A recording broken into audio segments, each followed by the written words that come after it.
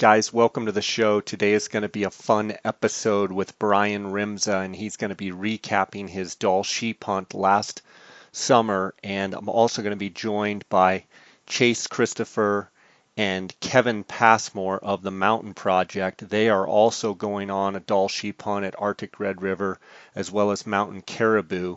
They're going to be going in August. I'm going to be going in July. We've got a load of questions here for Brian Rimsza on his preparation and just how the hunt rolls and all the gear stuff for this upcoming sheep hunts. And Brian's going to answer these questions. Before we get to that, I want to thank you guys for supporting and listening to this podcast. Without you guys, all of the success this podcast has had wouldn't be possible. I want to encourage you guys, if you have any questions, please feel free to send them to me at jscottoutdoors@gmail.com. You can also follow along on my Instagram page at jscottoutdoors. I also want to thank the sponsors of this podcast before we get into the episode. I want to thank Go Hunt Insider. And I want to remind you guys that they're the industry leader for everything Western hunting, with the Filtering 2.0 system, draw odds, strategy articles, species breakdowns, states, rules, and regs, and then all the gear giveaways and hunt giveaways. If you use the JScott promo code, you're going to get a $50 Go Hunt Gear Shop gift card immediately. You can spend that $50 immediately on all of the great gear in the gear shop there. So make sure to sign up for gohunt.com and sign up for the Insider. Use the JScott promo code. I also want to thank KUIU Ultralight Hunting. That's KUIU.com. And I want to remind you guys that on June 23rd, upcoming, about a week from today actually, you can come to KUIU's Mountain Academy. And we're going to be doing actually some seminars. Jason Harrison, the founder of KUIU, is going to be doing a seminar on new gear. Brendan Burns is going to be doing a seminar on finding the right hunt for you and how to find those good hunts. There's also going to be some seminars by Paul Bride, who's a fantastic photographer. I'm actually going to be giving a seminar on optics and doing some field judging. And Lance Kronberger from Freelance Outdoor Adventures is going to be doing a seminar on gear, and he's also the guy that I drew my Alaska Dall sheep hunt with. It's free. Come on out.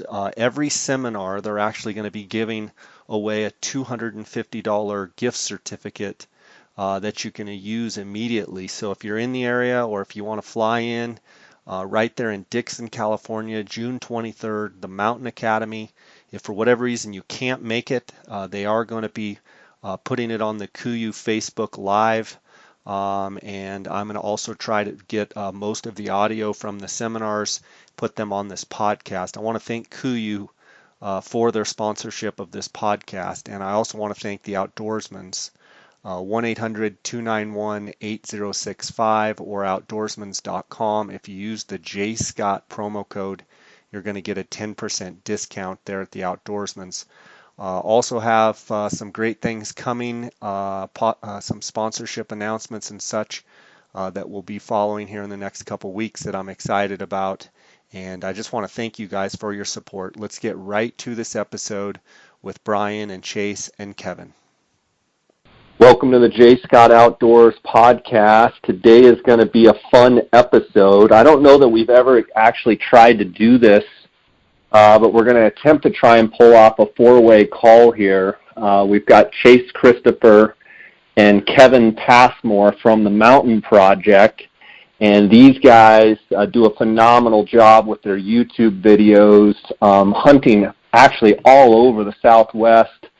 And going to be going to the Northwest Territories. They did some Alaska hunts, some Mexico hunts, a lot of Arizona, New Mexico, a lot of great hunts on YouTube, and I'll let those guys kind of introduce what they got going on. But I'm a big fan, and I know if any of the listeners out there, if you haven't heard of the Mountain Project after hearing this podcast episode, I highly encourage you to go check these guys out. We also have my good friend Brian Rimsza, who's been on the podcast before, and what you're really looking at here is 3 sponges that are going to try and soak up as much information as we can from Brian. I'm fortunate to be going to the Northwest Territories hunting Dall sheep on my first personal sheep hunt that I've ever done in July. So coming up in less than a month here, and then Chase and Kevin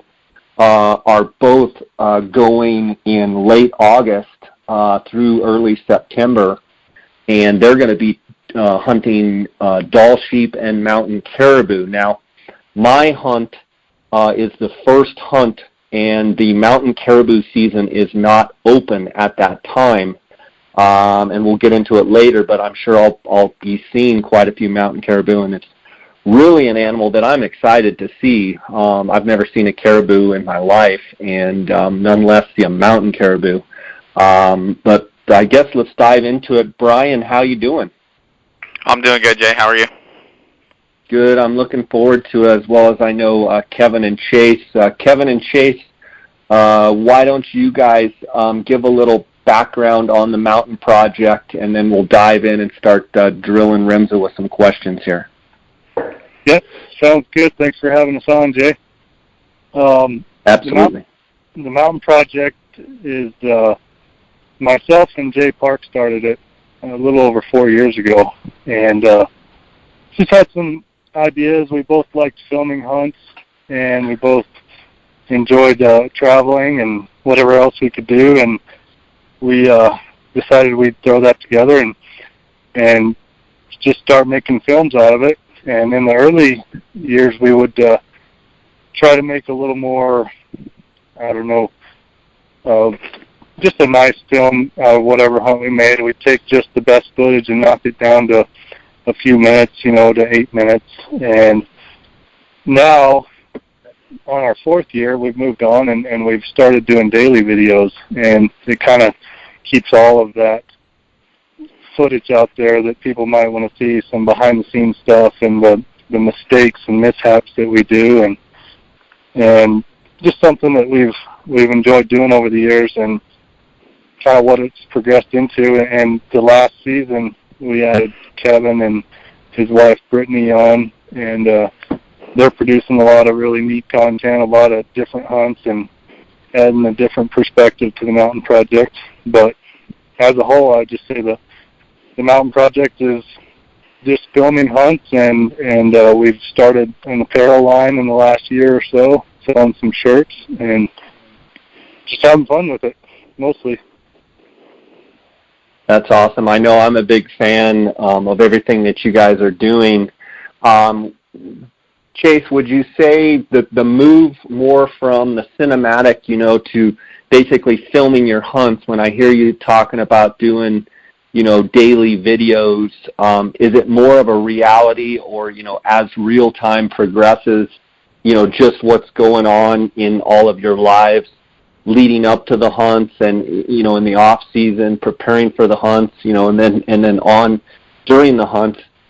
Are you moving to more of that structure because you feel like, that's the way social media and that's the way a lot of the presentation has been out there, or was it just strictly wanting to create more content for people to consume?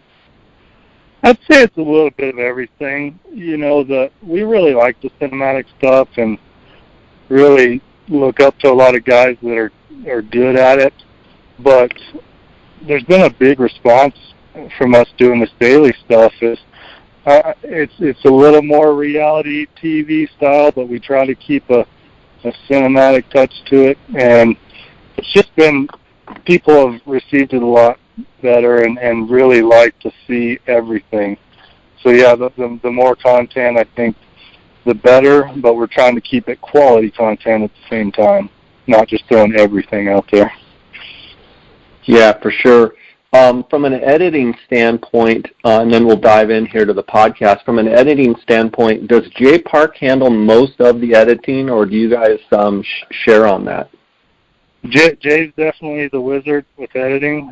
With the daily videos that we started, it's quite a bit for him to tackle. So Kevin and I do our part is like pre-edit, so we throw the video on the timeline as it happened, and then Jay goes in and cleans up what we do. You know, he goes in and touches up the audio and the color and the transitions, and he's definitely way better at that than we are. But Kevin and I try to help out by getting that ready for him. Good stuff. Well, guys, let's dive right into it. Brian, you had a great hunt last summer. Why don't you kind of talk about, you know, when you first booked the hunt and your idea of, you know, going for Dall sheep and mountain caribou, and then kind of once you talk about the hunt a little bit, then we'll kind of back up and we'll start from the beginning with, you know, prep for the hunt, travel for the hunt, and so on.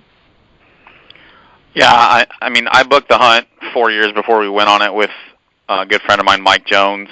You know, we've both been fortunate to kill a couple of sheep and decided that, you know, we wanted to go on the Dall sheep hunt. And we booked it, and about 6 months before we were supposed to go, things kind of changed on us. The outfitter who we had booked with sold his operation, so I contacted Tavis, and Tavis had an opening, and I felt pretty comfortable after talking to him and talking to a bunch of his references and people that had nothing but great things to say about him. I talked to guys like Cam Foss and stuff like that, and they had nothing but good things to say, so I was comfortable spending my money there, and making that change 6 months out was a little bit nerve-wracking, but once we got it all figured out, it was squared away. And you know, at that point, once you book the hunt and you know you're going, it's, okay, you know, what do I need? What do I need to bring?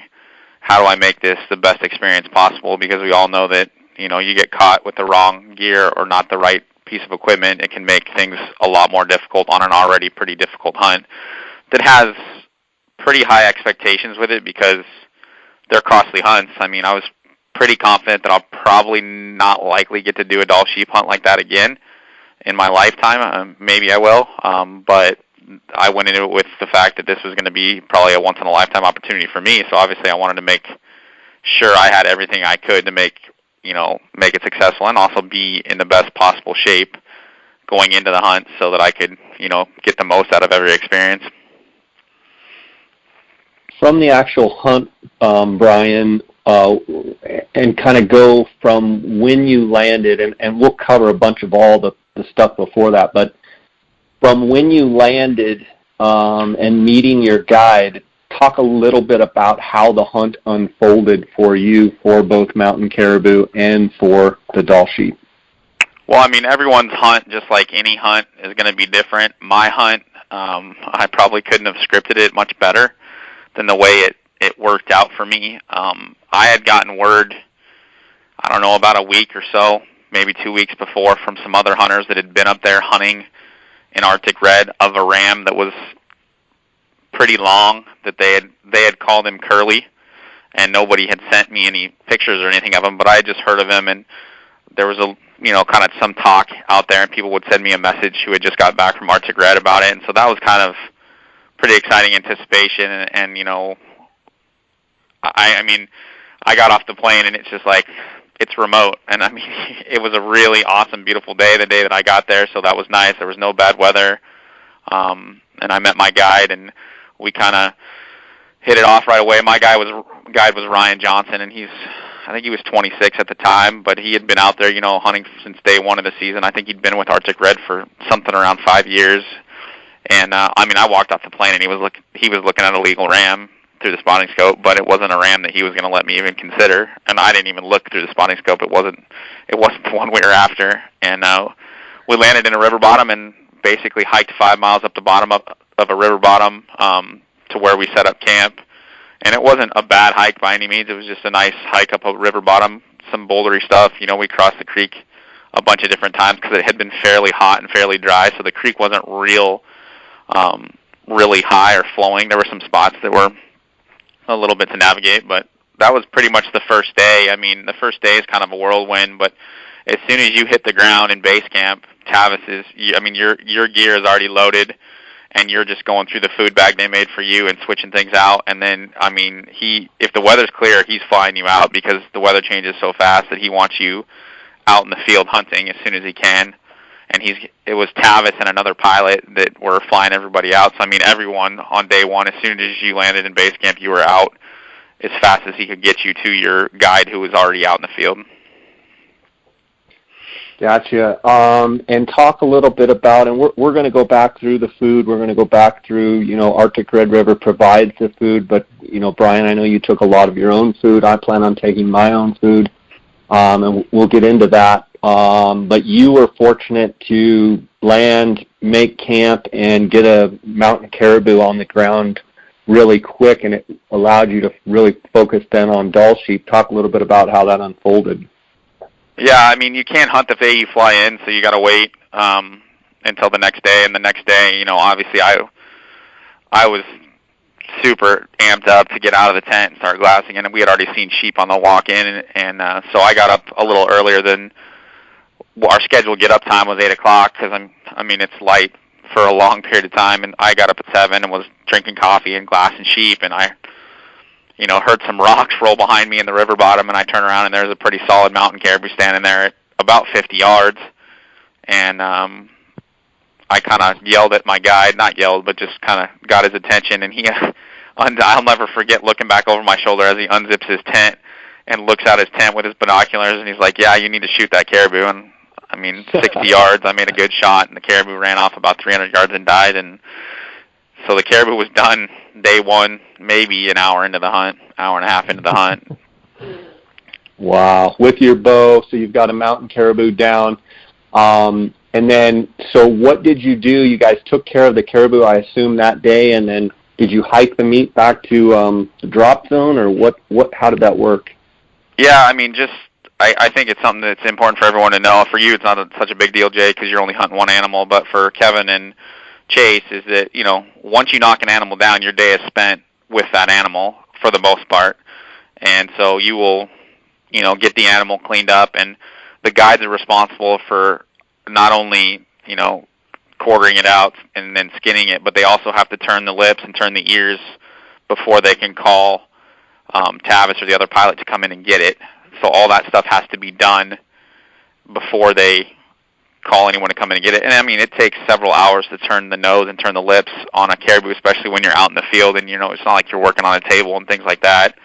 Those guys are really good at doing that. And so we basically turned around and made that same 5-mile hike back to the airstrip, turned over my caribou to the pilot, and then hiked back to camp. And so that was the extent of day one. Brian, just so we don't forget it when we're talking about all the prep and what have you, one of the things that I'm interested in is the creek crossings. And I know that a lot of the guys that go to the Northwest Territories, they either take, like a Teva or, some sort of flip-flop or a Crocs. And then there's some guys that just wear, their waterproof boots. They've got their gaiters. They've got their rain pants, and they tighten, around the gaiter, basically trying to make them as airtight or watertight, so to speak, as possible, and just walk across the creek crossings to and fro. How did you handle the creek crossings? And then with that, how did you handle the creek crossings? But I think when I go in July, I think the creeks and stuff will be flowing a lot, possibly more than when you were there. Any advice you could give me on that and trying to keep my feet dry? I never took my boots off. All of my crossings were with my boots and my gaiters. So I had the Kuiu Scarpa Rebel Ks, and then I had the Kuiu gaiters on. And every creek crossing was done that way.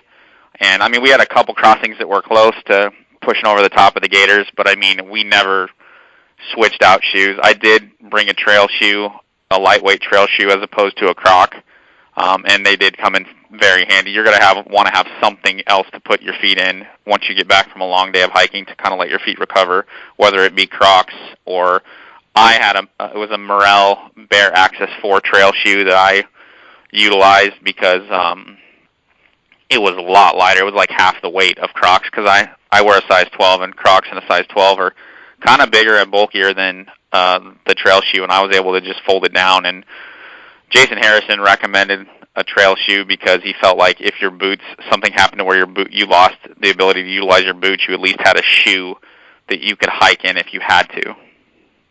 Yeah, that's a great recommendation. So, Brian, those, I mean, I'm trying to picture what those are. Are those like river shoes, or are they like a real like trail shoe that you could run in?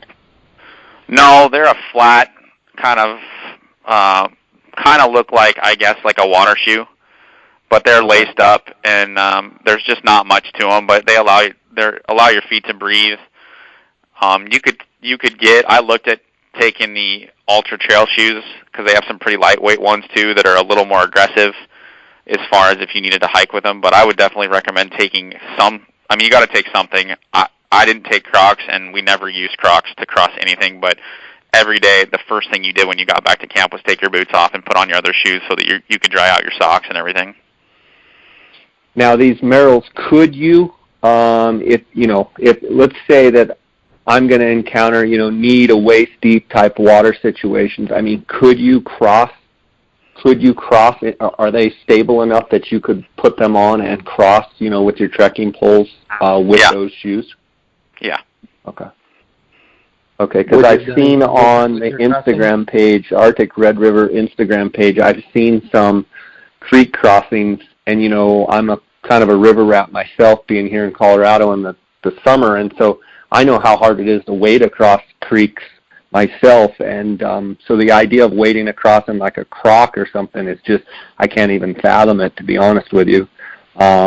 So I'll have to check into those boots, but I hear most people saying they actually never, they just use their Gators, the Gator rain pant combo, and that seems to be the ticket. But I know if you're going to spend a minute or two in that river, I mean, you're looking at possibly just soaking everything you got too. Yeah, I mean, your feet are going to be wet regardless. I mean, I don't know that there's a way to keep your feet completely from being dry all the time. I mean, the goal is to keep them as dry as possible, but it's just a hard thing to do depending on how many river crossings you got. Chase or Kevin, one of you guys have a question? Did you, like going back and looking at it, would you have done it differently? Taking the time to change out your shoes or just worn your rain pants or something? No, I did have my rain pants on for some of the crossings, but I wouldn't have done anything differently than what I did. It was fine. I had 3 pairs of socks, 3 pairs of liner socks, I was carrying Swiftwick 7 liner socks that Dall recommended after your guys' goat hunt, Jay, and then I had 3 pairs of Kuiu socks. And those Swiftwick socks, what are nice about them is that they don't lose their elasticity at all, and they dry out really fast. So they were real beneficial for me, but I wouldn't have changed the way I did it. I think if you're going to change shoes every time you cross a creek, you're going to be spending a lot of time changing shoes. Gotcha. The Aspire 7, those Swiftwick, Eric Johnson, a friend of mine, lives in Jackson Hole, Wyoming, has completed the Ironman several times, and he's an avid sheep hunter. Been on a bunch of Dall sheep and stone sheep and all sorts of sheep hunts. He's the one that recommended those liner socks. I'm curious if Chase or Kevin have looked in or have worn those liner socks. One of the things I liked about wearing those liners on the goat hunt, and from everything I read, is that if you wear liner socks, most people say you minimize your risk of getting blisters. You can still get blisters, but Eric recommended them, and Dar and I both liked them. Brian, did you have any issues with wearing those liner socks? And it's a little bit different feel, because sometimes in your boots you almost feel like when you're going downhill you feel a little bit like your foot's kind of sliding somewhat. Did you get any of that sensation with the Aspire 7 liner socks? No, I mean, I tried a couple different pairs of liner socks, and I really liked those Swiftwick socks. I thought they were definitely a must-have. If I go on another mountain hunt like that, I'll definitely take them. Okay. And then you had talked about you had a 5-mile walk up a creek drainage. From talking to the other hunters, talking with Mike Jones, was it pretty common that most guys fly into a creek drainage and then they have a hike either up or down that drainage So you're basically following a river system no matter where they drop you off? Yes, you're definitely landing in a river bottom and then hiking up the river bottom to get to where you want to go. Okay, so creek crossings and what have you, that's completely inevitable. You're going to have creek crossings. Going to be facing it. Yeah. Okay. You guys have any questions for that? I kind of want to back up now and kind of talk about travel planning and some of the tips that Brian's going to have for us. Yeah. Do any of the guides wear like little lightweight wiggies or packed waders or anything, or most of them just use gaiters? I didn't see anybody that had gaiters, or I'm sorry, that had waders or anything like that. Everybody was just wearing gaiters. Okay. Now, Chase, I'll tell you, Craig Dunlap, who's hunted coos deer and bighorn sheep or desert sheep with me, he's been to Arctic Red several times, and he sent me a link for those wiggy waders, and he swears by them. He's adamant about those. Have you had any success wearing those or talked to anyone that has worn those? Because it sounds like you can pretty much just slip those on and use them at every creek crossing and keep everything dry. Have you had any experience with those? No, I used waders on my moose hunt back in 2014, but the guide had told us that we were pretty much going to live in waders. It was just a swampy marsh. So I had heavier duty waders and wading boots, but I've never dealt with the lightweight ones. That's why I was wondering if any of those Northwest Territories guys use them, because sometimes people use different stuff in different locations, and I've heard about those, just never used them. Yeah, I mean, Craig definitely, he sent me several messages about them and said, he's like, just trust me, you want to get them, you should get them. I haven't gotten them yet, but they definitely are on my list here to check out. Brian, let's back up, and I know Kevin wanted to know a little bit before we even go into the travel about your prep, physical prep for yourself for getting your body and your feet in condition, ready for the trip. How did you handle that, and how did you feel? Did you feel what you had done was sufficient for the hunt that you had? I did. I felt like I was definitely solid out there and good to go. I talked to a lot of people trying to figure out what was the best overall way to prepare. I talked to Brendan Burns, and obviously Brendan's been on a lot of sheep hunts, a lot more than I've ever been on, and he said flat out, he said you have to hike with weight in your pack and the boots that you're going to wear, and you got to go long ways. And so what I did, obviously I hiked down here in Phoenix, and I would do 5, 6, 7 mile hikes in Phoenix. Obviously in the summertime that's tough to do, but it's good because your feet sweat, and so you kind of harden up those soft spots. But I did San Francisco Peaks and Flag twice, and then I did Mount Baldy once. Both of them I did it carrying about a 40, 45-pound pack, and I was going for time. It wasn't like a leisurely hike. I was moving, as good as I could go just to get my heart rate up and things like that. And then in town, I do CrossFit like 5 days a week. That's what I do to stay in shape. And I mean, whatever it is you do to stay in shape, I just felt that the cardio aspect of CrossFit helped me, be ready to rock and roll. And I think just breaking in your boots and being comfortable with wearing that weight on your back helps you tremendously be prepared.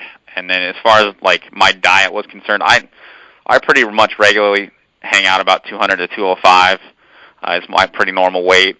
Before that trip, I dropped down to like 190, 192 on the way, getting ready for that trip, and just tried to kind of lean myself up a little bit, knowing that I was going to be going into it, hardcore. I wasn't dieting, so to say. I was just eating better and not drinking, not drinking a beer, not drinking any alcohol at all. I didn't drink for 6 months leading up to the hunt, and that was just my choice. And so, I mean, I felt like I was really good to go going into the hunt because I didn't want to hold myself back from being successful on my own trip. Good stuff. Guys, do you have any questions for Brian in regards to prep and body? Go ahead, Chase. Did you feel good during the hunt, Brian? Like your prep paid off and everything was good while you were out there? I did. The only thing I would recommend, and I think it's super hard to dictate for a lot of people, is that you need to carry heavy weight downhill, because it's hard to get that downhill walking in with heavy weight on. It's easy to go uphill. It's easier on your knees. It's easier on everything, and most of your trails are going uphill. But like, if you go to sunrise chase for the archery shoot and you get an afternoon, throw on 70-pound pack or 60-pound pack and go right up to the top ski lift, and don't walk down the trail. Just walk down the ski slope if you can, because that is something that when you're coming off those big slopes, because basically your day will start, every day you will start by hiking to the top of whatever mountain you're going to hunt. And so for me, it was about a 2-mile hike to the top, and it wasn't bad. And once you get to the top, you basically stay on the top and work down the ridges, looking into each drainage on both sides, trying to figure out where the sheep are at. And at the end of the day, you hike off the top down that big steep ridge that you hiked up. And so getting used to, I would say the hardest thing, and some of the guys talked about it when I was there, was just getting used to carrying weight downhill. Was something that it's harder on your knees. The trekking poles really come in handy. I carried 2 trekking poles, and I would highly recommend carrying 2 trekking poles all the time, just because it seemed to help a lot, and it seemed to kind of take a little bit of the stress off your knees. But that is something that I would definitely work on if you can do it. Brian, when you talk about working on it, do you agree that if you did that too much in training that you could ultimately end up like injuring yourself, or do you feel like it's important to do that and actually punish yourself with the weight going downhill because you're going to be doing that, or do you feel like being fresh and in really good shape that you're just going to have to suffer through that? I'm curious your thoughts, because you guys are all young bucks. I'm 45. I think I got you all beat on the age category. And one thing for me that is definitely not lasting like I was in my 20s and 30s are my knee joints. And if I do too much weight going downhill, it can screw me up for a couple of days. I'm just curious if you would say yes, absolutely, you need to do it for sure. I'm not. Everyone's body composition is different, and you got to work yourself to your limit. Obviously, the week before your hunt, I wouldn't recommend you doing much of anything. Because I don't think you don't want to go into the hunt being sore. You want to go into the hunt being fresh. But push yourself in your preparation as hard as you can. I did some hikes in August, going into some Coues deer country, putting cameras out and stuff like that, where I was carrying. I carried in 6 gallons of water, those Costco water jugs in my Coues pack, all uphill for like 5 miles, and it was 105 degrees outside. That's 50 pounds right there. Yeah, so push yourself as much as you can, because if you push yourself there, then it won't be as bad when you're out in the field. Mike Jones, I don't know if you guys saw the picture of Mike Jones, but he's carrying a Coues 7200 pack after he killed a sheep, and he's got every piece of gear he had with him in that pack, with his sheep, his horns, his bow attached to it. And Mike's not a real big guy, and that pack is damn near as tall as Mike. And didn't he lose both his big toenails? And they actually I think they just fell off like a month ago, is what he told me. So, but that was from going downhill. Your toes get jammed up in the front of your boots, and it's part of the deal. You got to be able to kind of lock your feet into place. One of the things that made a big difference for me, and Dall pointed it out to me, is that I went on the YouTube and looked at a couple different ways to lace your boots up, and Dall found one for those Rebel Ks that worked really well to lock your heel in place, and I'm telling you, that made a huge difference in the way those boots felt. So whatever boots you have. I used that on the goat hunt last year, and that really helped. And up here in Colorado, I've been using that lacing system, and it really keeps your heel locked in. And for those listeners that don't know, I'll find that video or find a link, and we'll put it either on my Instagram or on my show notes or something, so you guys can find that. If you're interested, send me a message either through Instagram or my email, and I'll make sure you get it. But that lacing system is money for sure. I've got a question, Brian. You talk about every morning. So you did a 5-mile hike up. You set camp, and then every morning you said you would hike up 2 miles to look into different drainages. In speaking about my hunt specifically, and then these guys, if they have questions, they can ask you. I have the first hunt, and from what I understand, those rams and those sheep will be out in the opens. They'll be mostly at the top of all of the peaks. But from what I've heard is that actually you can spot a lot of the sheep from the bottom, find one you want to look at closer, and then hike up to it. Do you feel like there's any tactical or strategy difference in going later as opposed to when I would be going? And do you feel like that every guide that has their hunter out there is the same thing? They set a camp, and then from there you don't take your whole camp. You hike up 2 miles and work ridge lines. Obviously, I've only been to Arctic Red one time on that experience, and based on my experience there, on your hunt, Jay, you're likely to move more, and I think carry your camp on your back more often, because you're going to be looking for the sheep, trying to find where the sheep are at. On Chase and Kevin's hunt, those guides will have already been out there for, I think, 3 rounds of hunters. So they're going to know what mountain range has what sheep in it. Now, it doesn't mean they're not going to find a sheep that's new that's moved in, but they're definitely going to have a better feel for where the sheep are hanging out and where they're going to be looking. I chose to go on the 3rd hunt because I was told by some people that have been on that hunt multiple times that the later in the season, the guides have things well figured out, and the rams have moved down because the weather has pushed into them.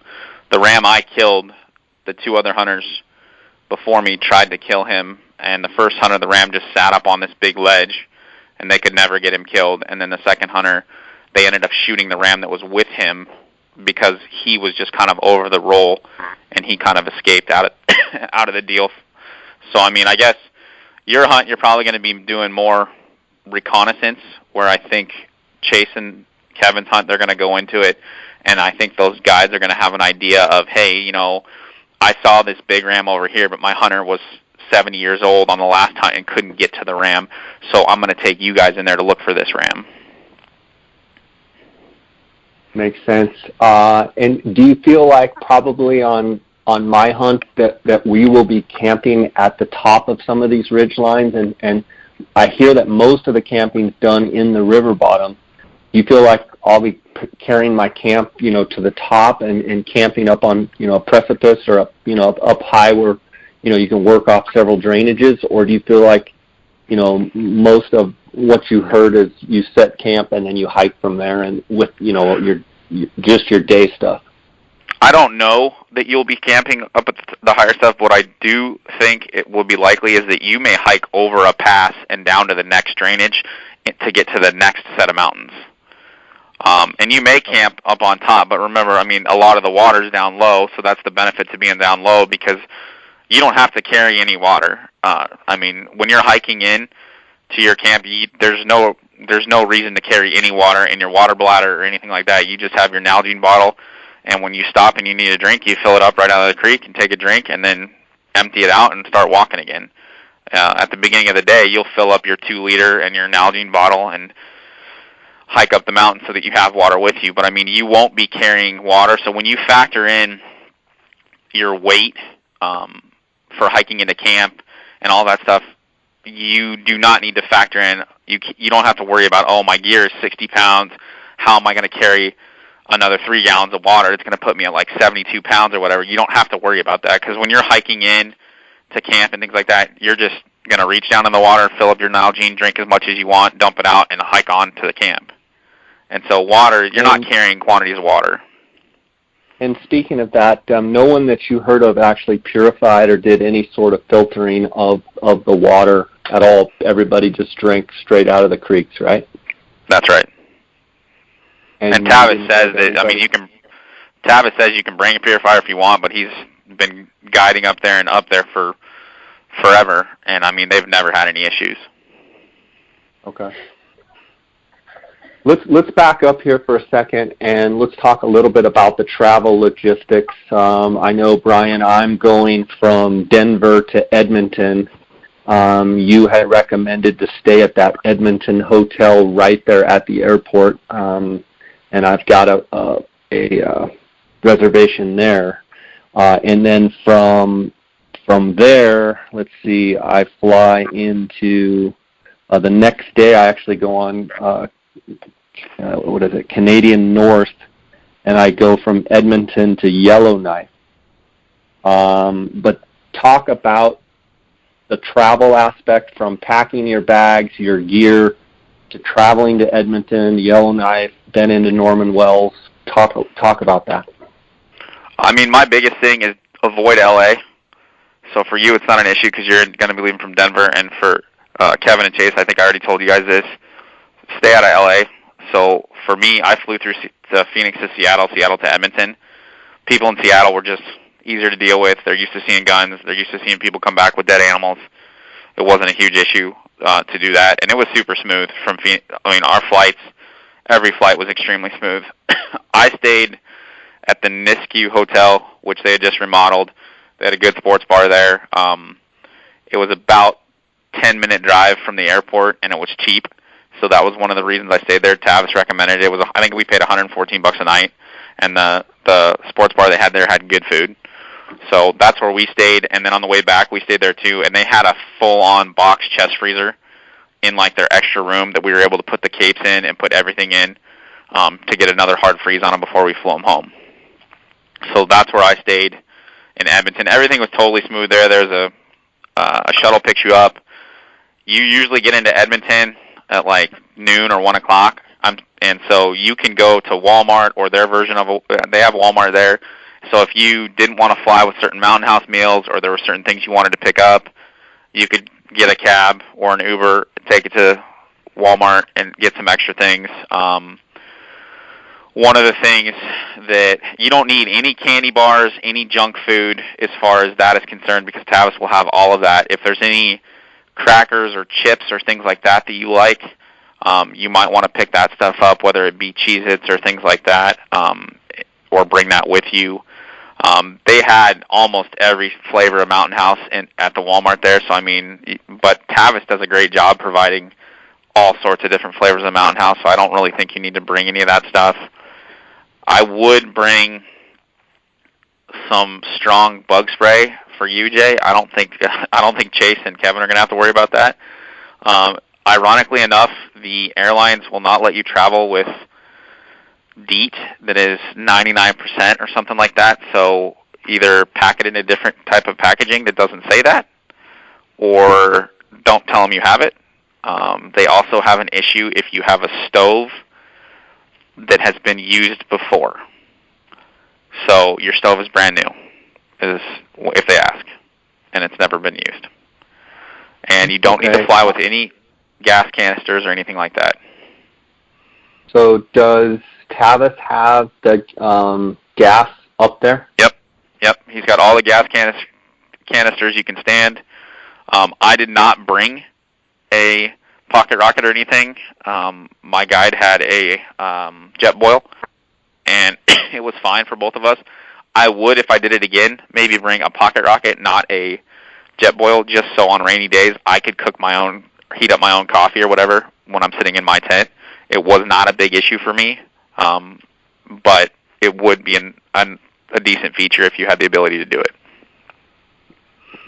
Quick question about the new stove. They don't exactly open it up and look at it, but if they ask you, it's a new stove. Is that what I'm gathering? Yes, that is what I'm telling you. Okay. It's weird enough because you can fly with a lighter from Edmonton to Yellowknife because they allow you to smoke not on the plane but like in the airports, but for whatever reason your stove can't have been used before. So those are just a couple of the little nuanced things that were interesting. when we flew from Edmonton, you fly from Edmonton to Yellowknife to Norman Wells, and you basically deplane for a minute and then get back on the plane and fly to Norman Wells. It's a half-day deal. You'll land at noon in Norman Wells.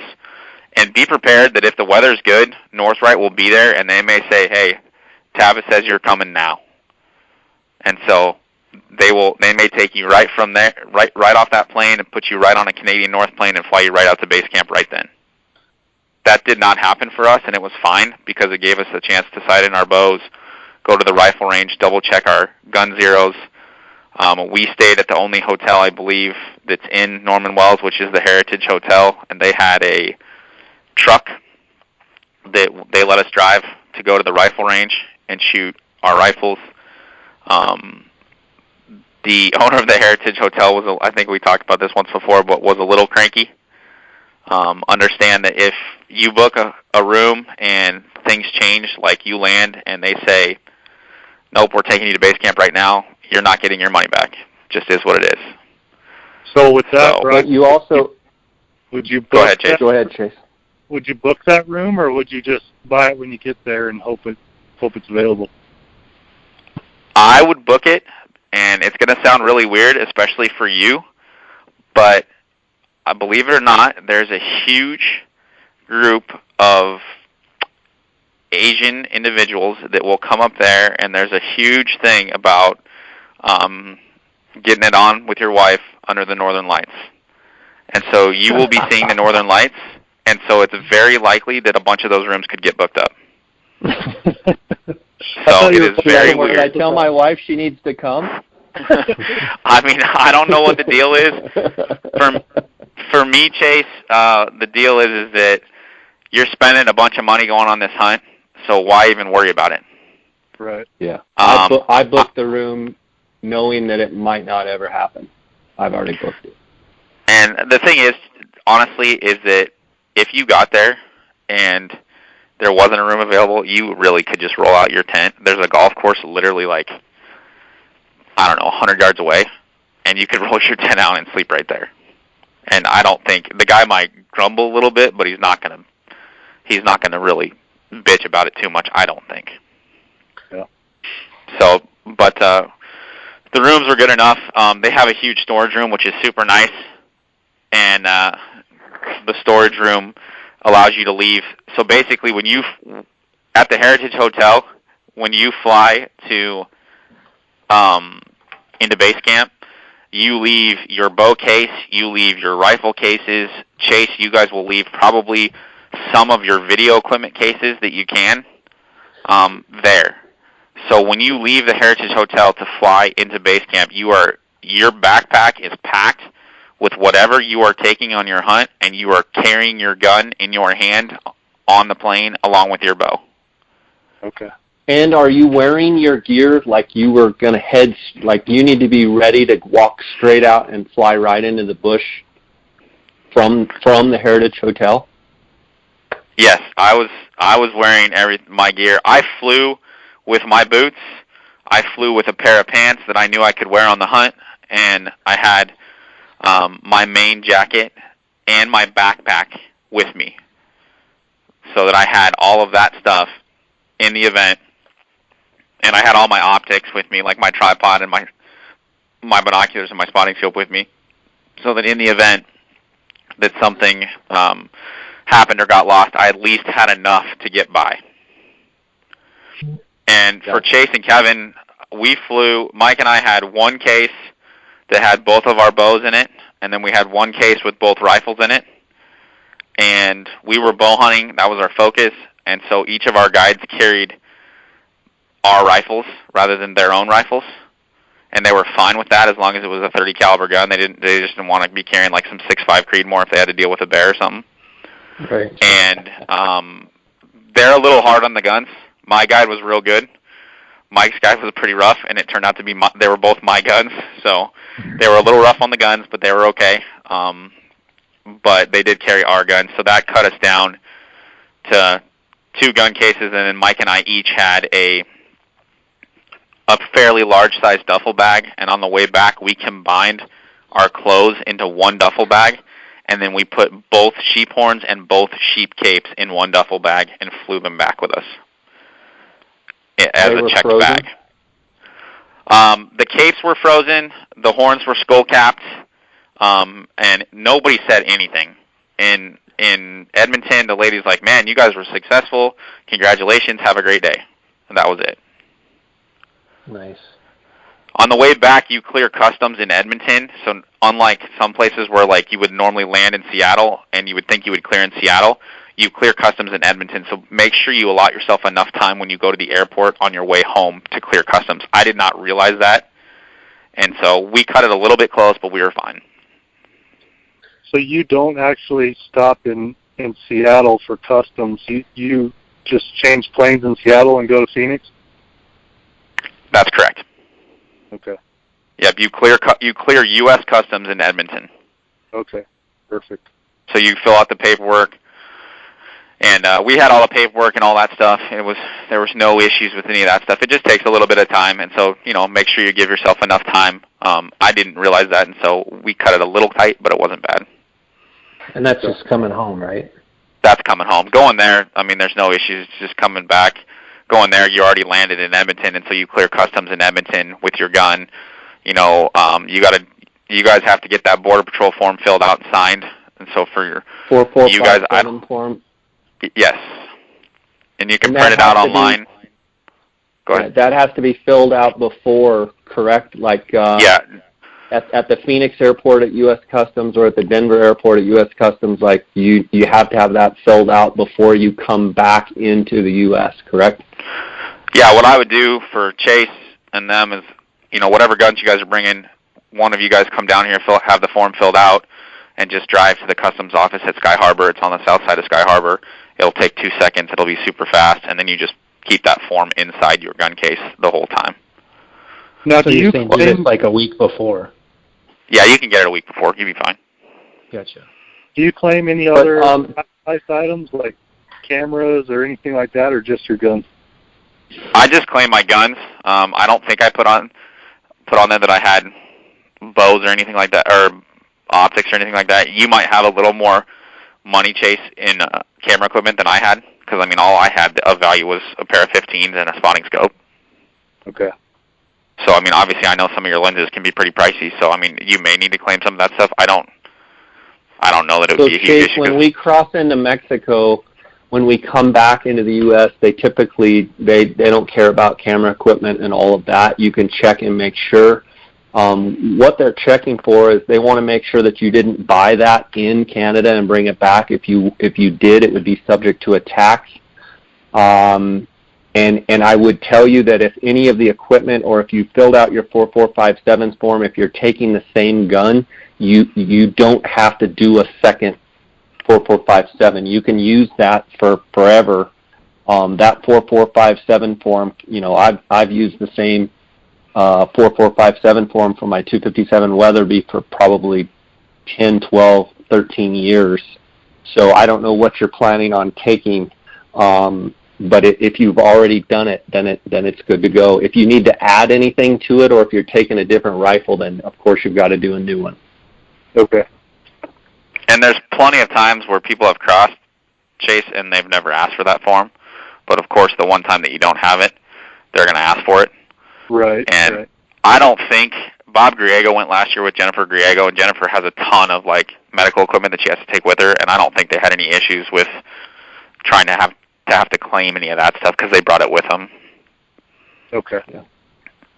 So I Brian, think what about locks on the gun cases? You have to have 2 TSA approved locks. Is that correct? Yeah, you have to have 2 TSA approved locks. I did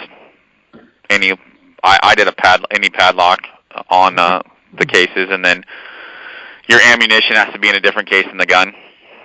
So just be aware of that. And we only took, I think we took 3 boxes around. Both of the guns we took were my guns, and they were both chambered in the same caliber, and they shot the same round. So we took 3 boxes of ammunition. We obviously didn't need that, but you never want to be short on ammunition. And then I put the 4457 forms in my name and I think the reason I put them in my name is because you had to pay a gun permit fee or something like that. And if I put one in my name and one in Mike's name, we would have had to pay 2 fees, and I just paid 1 fee. And is that the $25 fee that you pay right there to them? Yep. Yeah, it's when you get off the plane in Edmonton, you'll come through customs. They'll check your guns, and you pay them right there. Okay, gotcha. Hey, Brian, real quick, when did you get in touch with Tavis or someone before and find out about the .30 caliber with the guide carrying it for you? No, I didn't know that. But when I got there, you know, it was up to the guide if he was willing to carry your gun.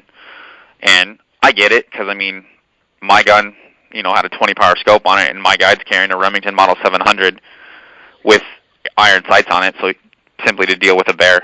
But he had no issues carrying my gun, and Mike's guide was the same way. He did not care at all. Okay. And for you guys, I mean, bears. Go ahead, Brian. But then let's talk about bears and what to expect. For you guys, I was just going to say, Chase and Kevin, I mean, if you guys carried 2 bows in and you carried a rifle in, I mean, you could always leave one in camp and stuff like that. But, I mean, obviously you want to minimize all the extra crap you got. Right. Bears, for us, I mean, we saw bears almost every day. The only bad part about shooting a caribou from your tent is there's a blood trail leading right back to your tent. And so we watched multiple bears go to my carcass, and we eventually watched one remove the carcass from the drainage. And the last night that we came back after I shot my sheep, it was like 3 in the morning, and we had to walk by the kind of the area of the carcass. So it was a little bit unnerving, but we didn't have any issues. I think last year they had to shoot or put down 2 bears during the time they were during the season. And so there's going to be bear encounters, and just be ready for it, and always, I mean, be on alert and just be aware of where you're at. And I think the most common issues with the bears are down in the river bottoms, because you got the kind of willows and stuff like that are thicker and taller, or when it's at night, because you just come around a corner and you can't see them. And I mean, typically they'll give you plenty of space. But we did see a couple of big bears, but we never had any issues with bears. Brian, talking about river bottoms, tell us a little bit about the country. Try and relate it to anything that we can relate to from an Arizona standpoint. And one of the things I've heard about the NWT is it doesn't have near the brush like Alaska does. But from your perspective, when you talk about willows, like, are you talking like fighting through willows, you know, in most places, or is it, you know, walking around willows? No, I mean, there's not much brush. I mean, I haven't been to Alaska and hunted where you guys hunted for goats. I know you had to bushwhack for a long period of time, but you basically have to walk through a couple hundred yards of willows. But I mean, you're just walking through them. It's not like you're trying to bust through them and bushwhack around them and stuff like that. It's not bad at all. I mean, you're able to walk through it with ease. And then when you're coming up the river bottoms, you're hiking in the bottom, so there's nothing in your way other than, you know, a couple of creek crossings and things like that. And the river bottoms are anywhere from, you know, 150, 200 yards across to some places where they might narrow up to, you know, 75 yards across. The country itself is up on the mountains and on the edges and things like that. It's pretty open, you know. I mean, all you have is just, you know, rolling kind of like grassy slopes and things like that. And so, I mean, if a sheep's there, you're going to see it. There are some cuts and nooks and crannies and things like that they can get into. And then on Chase and Kevin's hunt, it wouldn't be uncommon for the sheep to push down even into some of the timber, depending on the weather. I mean, the benefit to those later season hunts is I was told is that, you know, based on the fact that those sheep will push down into the lower country, into the timber, make them a little more accessible. I mean, it wouldn't surprise me based on what they were telling me if you guys were able to shoot a ram literally from the river bottom, because they could push down much lower. Brian, let's talk about the amount of light. You were there in August. I'm going to be there July 15th. I've heard that virtually you don't even need a headlamp or a flashlight of any kind, because even at the darkest point, it's almost like it's daybreak or sundown type lighting situations. Yeah, you won't need a light at all, Jay. Okay, I so mean, it's going to be on your hunt, you're not going to need a light at all. Kevin and Chase are definitely going to need a light because it's going to be dark probably 5 or 6 hours of the day. Just because it's later on in the season. For me, I think it was dark for us for about 4 hours, and they say that basically every day it seems like it progressively gets darker by 10 to 15 minutes, or stays darker for 10 to 15 minutes. But Jay, I mean, you'll only need a lightweight light, if anything, and then Kevin and you guys, you'll need to take lights for sure because you'll need them getting off the mountain and things like that. So I took 2 lights. I had both of my lights were Petzls, and one of them took regular lithium batteries, and one of them took a rechargeable battery. Let's talk about, you were talking about optics. Well, you were talking about, if there's a sheep there, you're going to see them. All of us are Coues deer hunters, and, are used to glassing and glassing extensively.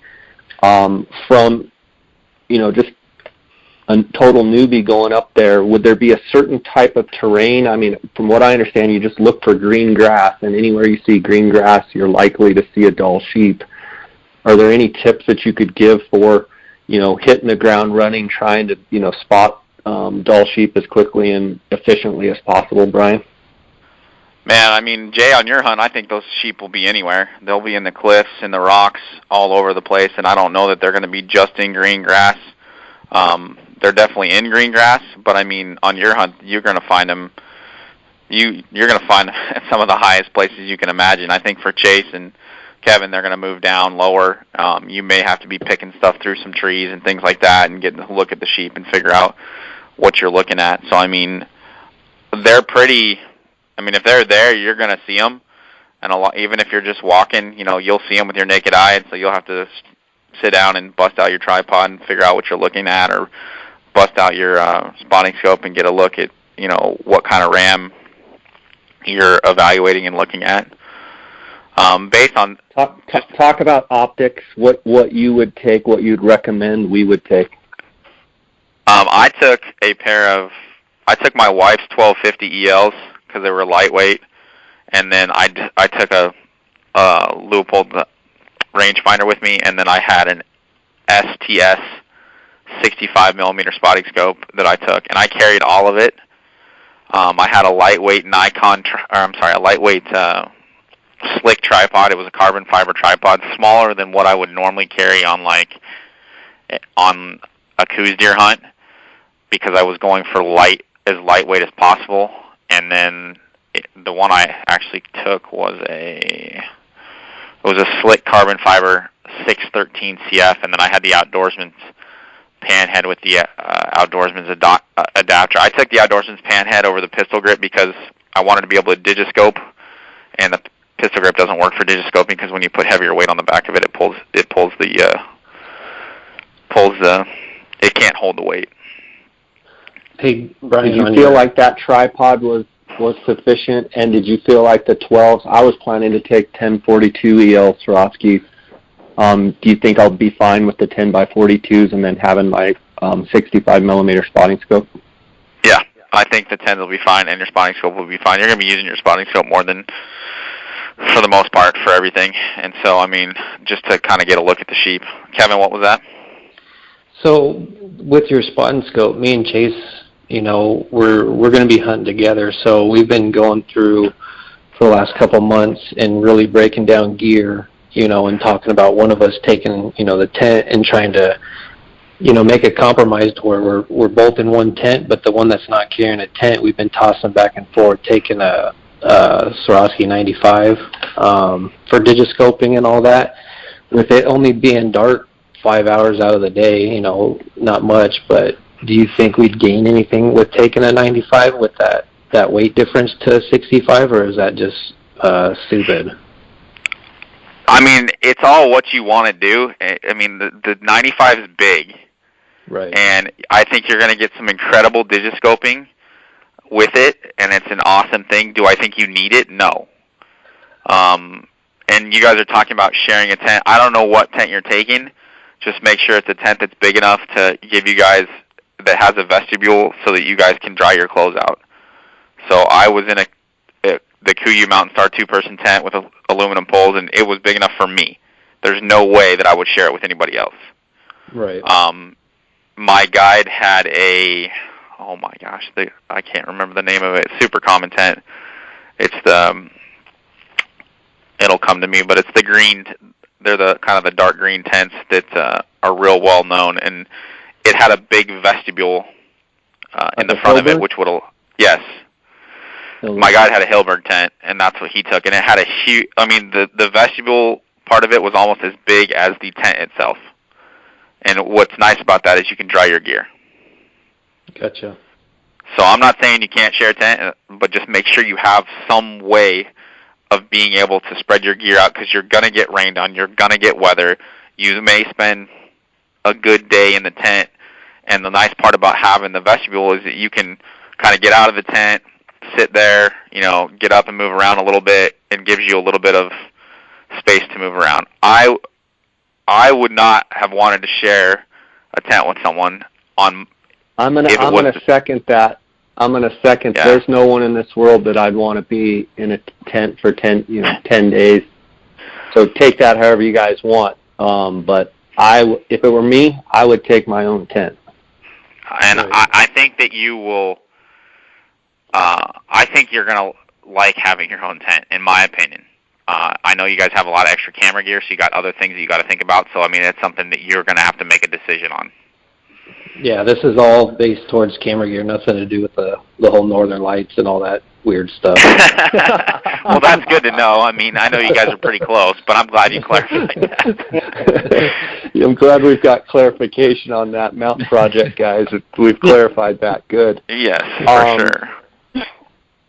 Well, so just to recap, Brian, a lightweight tripod, 10s or 12s around your neck, no need for 15s, 65 millimeter spotting scopes, fine. From a standpoint of, like what we're used to coos deer glassing, like, are you saying like you can see sheep and you'll spot them like 3 or 4 miles away on another mountain? Yes. Or are most of the sheep that you see are like, 3 or 4, 500 yards, and you can, get good video and stuff through 65 millimeter? Or were there situations where, at 65 millimeter at 4 miles away, you still can't even tell what they are? You're going to be looking at, you're going to see sheep at 3 or 4 miles away. I mean, they're white dots on green mountainsides. You will see them. So 65 millimeter is going to be cool to have. Do I think you need it? I mean, the 95 will be cool to have. Do you need it? No. Your guide's not likely to have a 95 millimeter either. And each guide varies on what they carry. My guide had a Swarovski spotting scope, so he's good to go. So even if you're not sure about if you're going to bring it or not, bring it with you to base camp. And if your guide doesn't have a good spotting scope or has a mediocre spotting scope, say, hey, do you want to take this and try it out? And most of those guys are going to be like, yeah, I'll try that out. I don't know when you bust out a 95 if they're going to be like, what the hell is that? But, I think that it's worth having. Okay. I'm gonna just a couple things to touch on for travel. So Tavis will provide you with an ice chest if you want to bring some of your meat back. I would tell you guys it was very minimal expense to bring your meat back and to have an extra bag. Alaskan Airlines was $75 for a bag over 50 pounds, and they were $50 for an extra bag. Canadian North was extra bag was $35.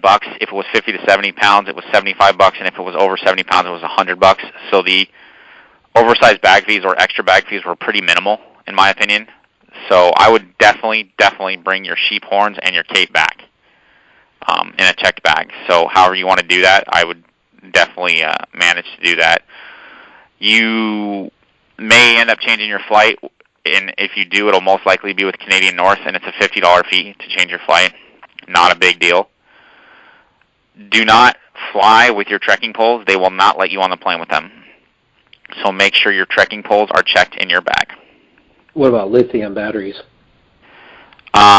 Well, like anything else, they tell you can't fly with lithium batteries. I packed most of mine in my bag, but inevitably I've always got a lithium or two in my backpack somewhere, and I've never had anybody give me an issue about it. But you can also buy them right there if you needed to. But all of my batteries that you bring that up, everything I had was lithium. I didn't carry any regular batteries because obviously we all know they last a lot longer. Right.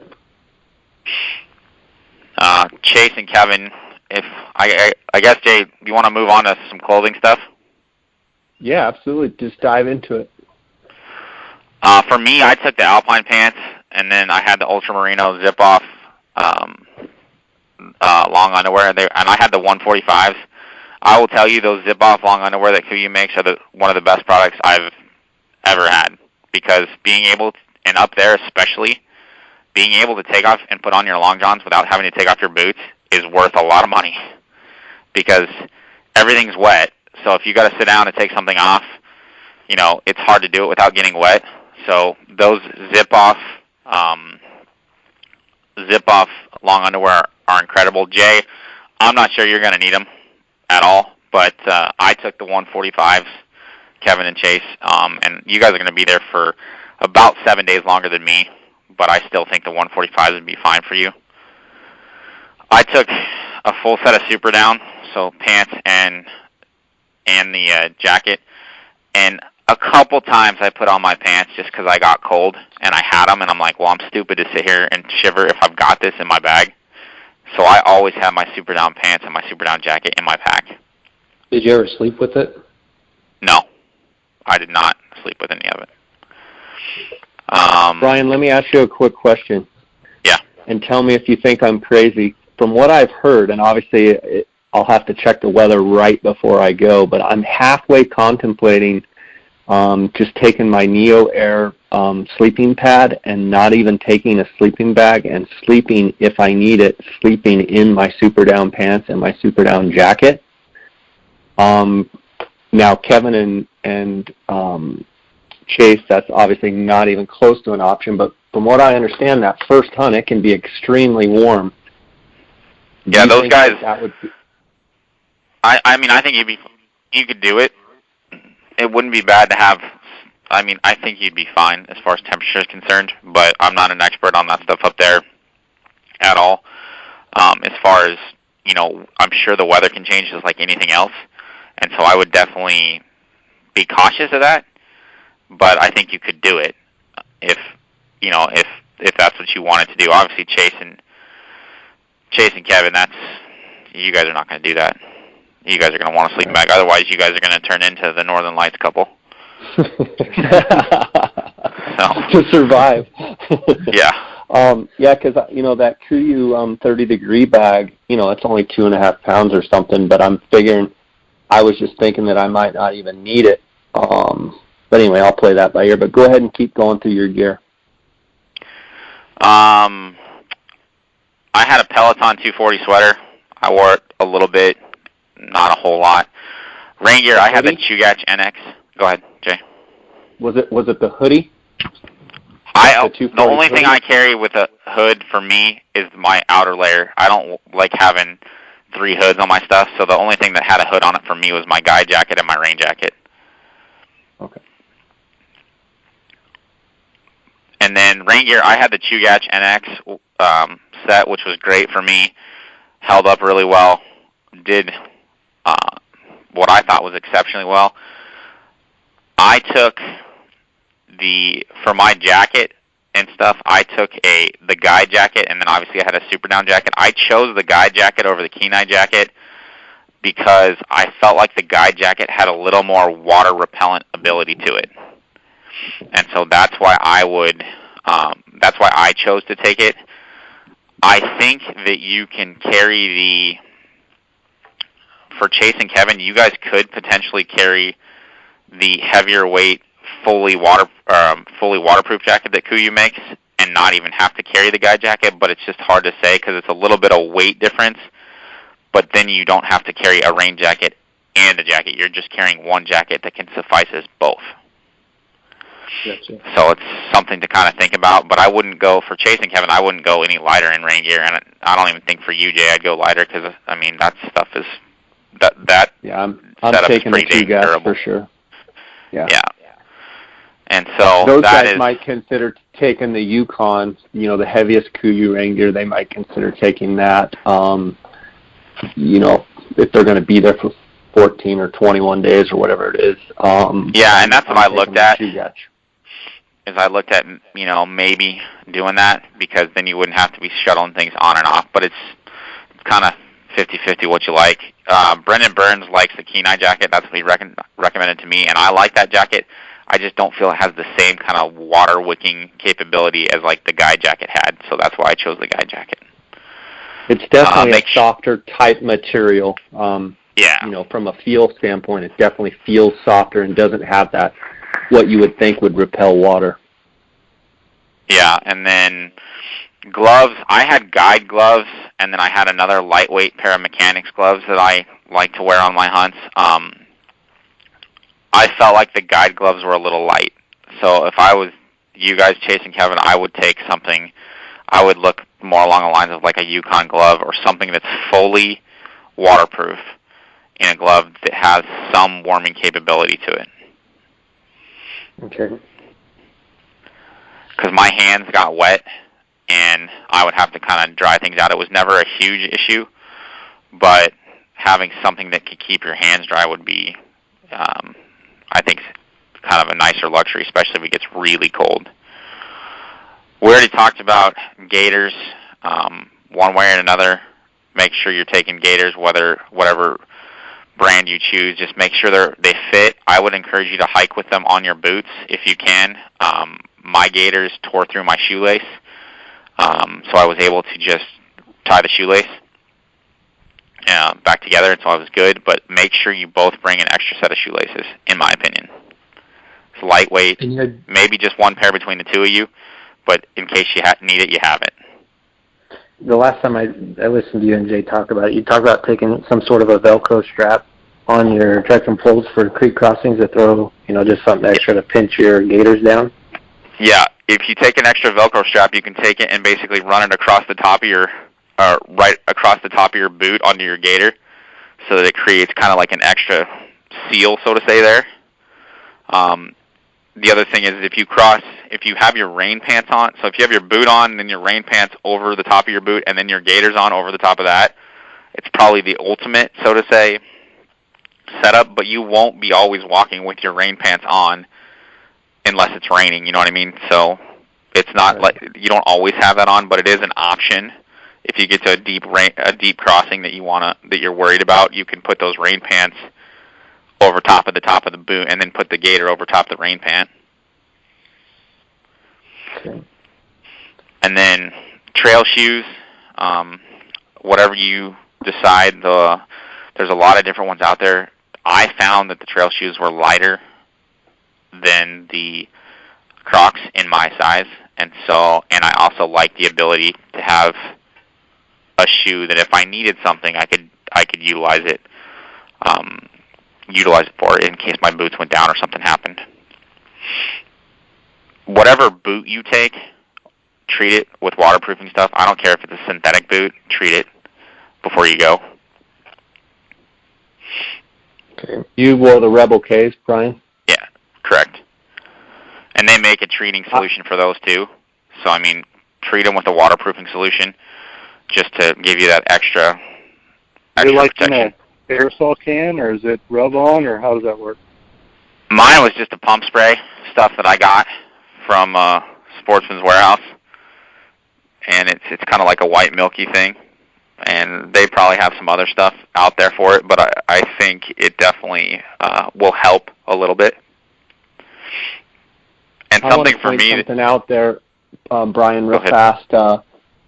I always wear an 11. I mean, every shoe I have is a 11, and I ordered the KUIU Rebel K's last year, and I wore them in 11. And I here when I was breaking them in Colorado and what have you before the goat hunt, I mean, they felt tight in the toe box, and at that point, I should have immediately just went up a half a size, and I didn't. I went on the goat hunt, and my feet were tight in the toe box, And what's crazy, it's not like I have some that are 10.5, some that are 11.5. Like every shoe I have is an 11, so it didn't even really dawn on me.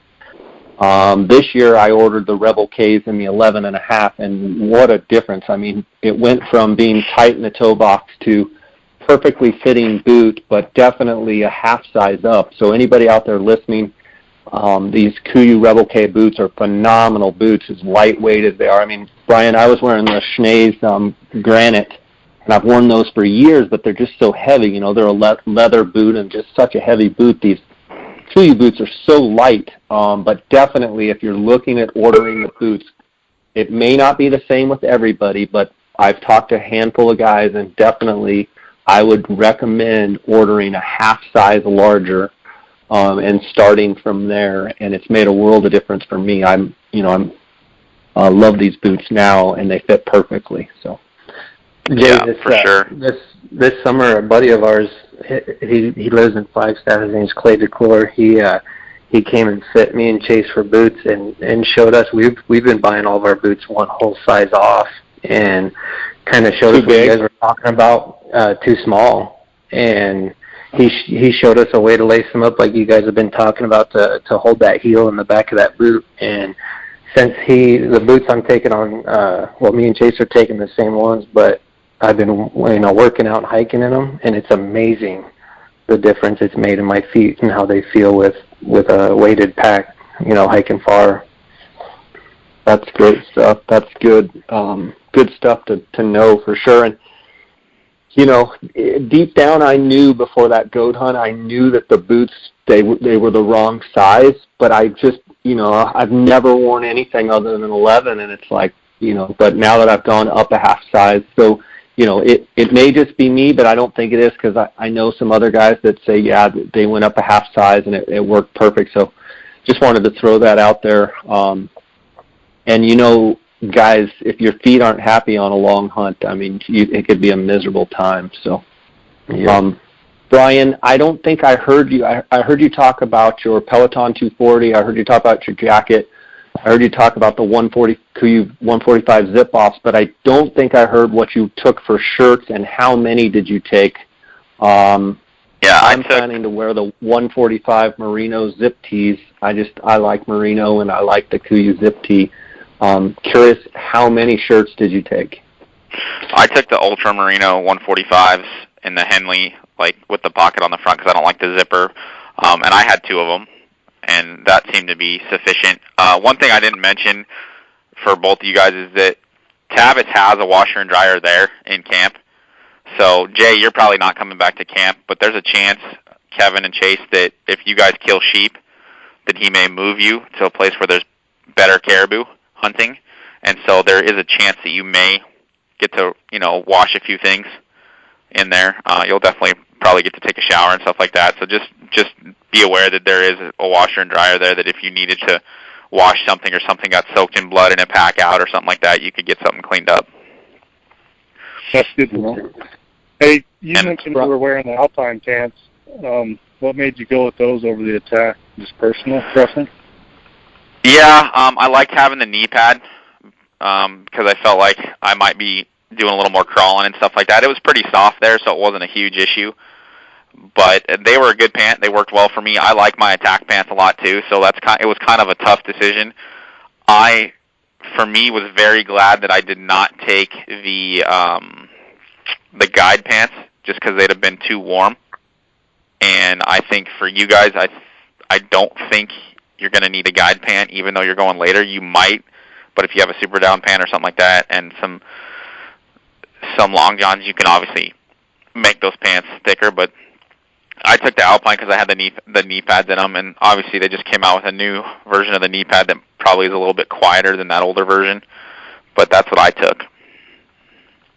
One thing for me that took me forever to figure out what I wanted to bring was I spent a lot of time trying to figure out what kind of boxers I was going to bring, just because I wanted a 9-inch inseam boxer that kind of came down my leg so I didn't have to worry about like my legs rubbing or anything like that. And so what I found was there's a boxer called an EXO Official with a 9-inch inseam. They sell them at REI, or they're cheaper online at Amazon, but they're merino boxers, so they're super odor efficient as far as keeping odor down and things like that. And so I was very pleased with those boxers, and I tried.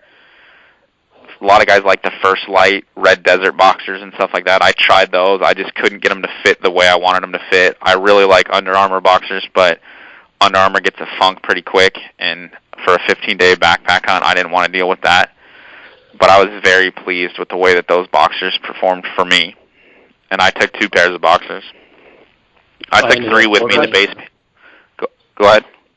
I ended up ordering about that, Brian. Listening. Go ahead, Kev. After listening to you and Jay talk about your hunt and what you took, I ended up ordering a pair of those, the EXO Official or whatever, and the 9-inch inseams. And for the last probably week and a half, that's what I've been wearing to work.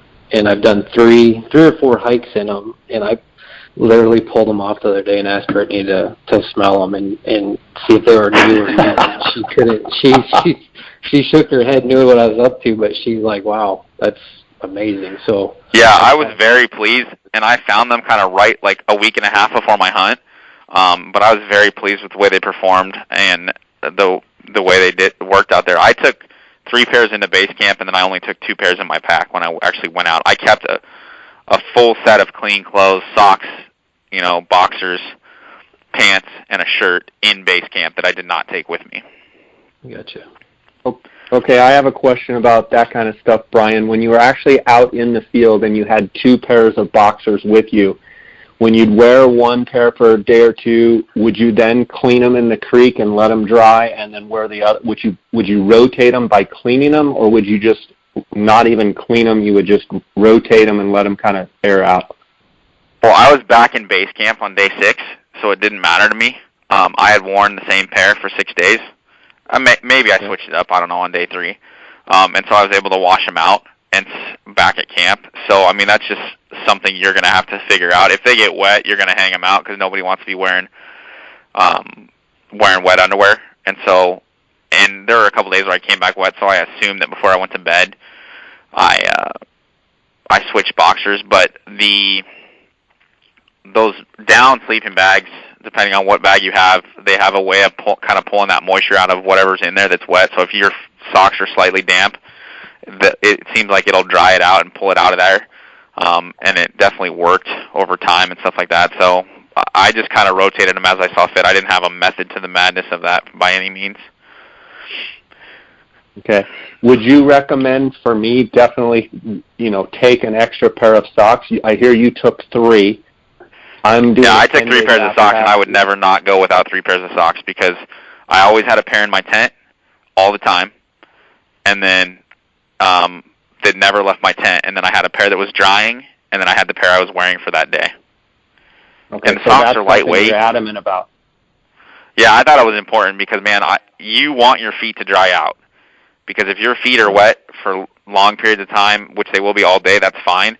But like when you put those boots on the next morning, you really want your feet to dry out or be dry so that your skin's not soft and pliable, and things of that nature. And I mean, since we're talking about feet, I think Kevin and Chase both know, and I think Jay, you know this, but I mean, obviously, Leukotape is something that you absolutely 100% unequivocally have to have with you on the hunt.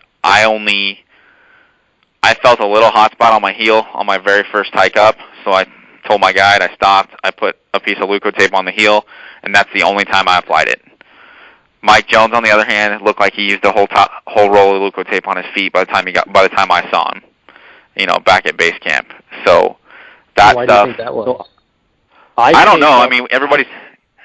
Go ahead. I tape up before I even start, so I start the trip with I'm Leuko-taped up, and then I never have to change it usually, and that seemed to work for me on the goat hunt and other hunts. If you just immediately tape up and go taped up. I know Justin Schaefer, I had him on. He's an Army Airborne Ranger, I believe, and he's done a lot of backpack hunts, and he insists on Leuko-tape before the hunt even starts, so you go into the field already taped up.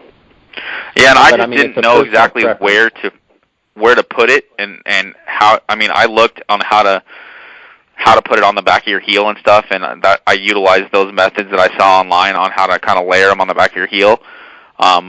But I only needed to put it on one time, and I was good to go. So it was totally fine.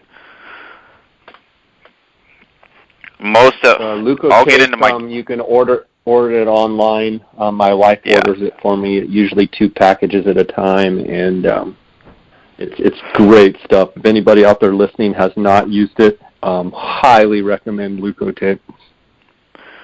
Yeah, so I'm gonna get into kind of the gear that I took, and I'm gonna go through some of this stuff because we talked about most of it. If you have something that you want to have a question on, let me know. But I obviously took the KUIU Icon Pro 7200 with a Rainfly. I took the top kind of folding part off of it and stuck it in the bag when I flew, so it made the bag smaller. I took my own KUIU Mountain Star 2-person tent with aluminum poles. Do not take a tent with not fiberglass poles, but carbon fiber poles, because my guides there said that if the carbon fiber gets a nick and the pole shatters, you got a mess on your hands. So they much more prefer the aluminum poles, especially when it gets colder.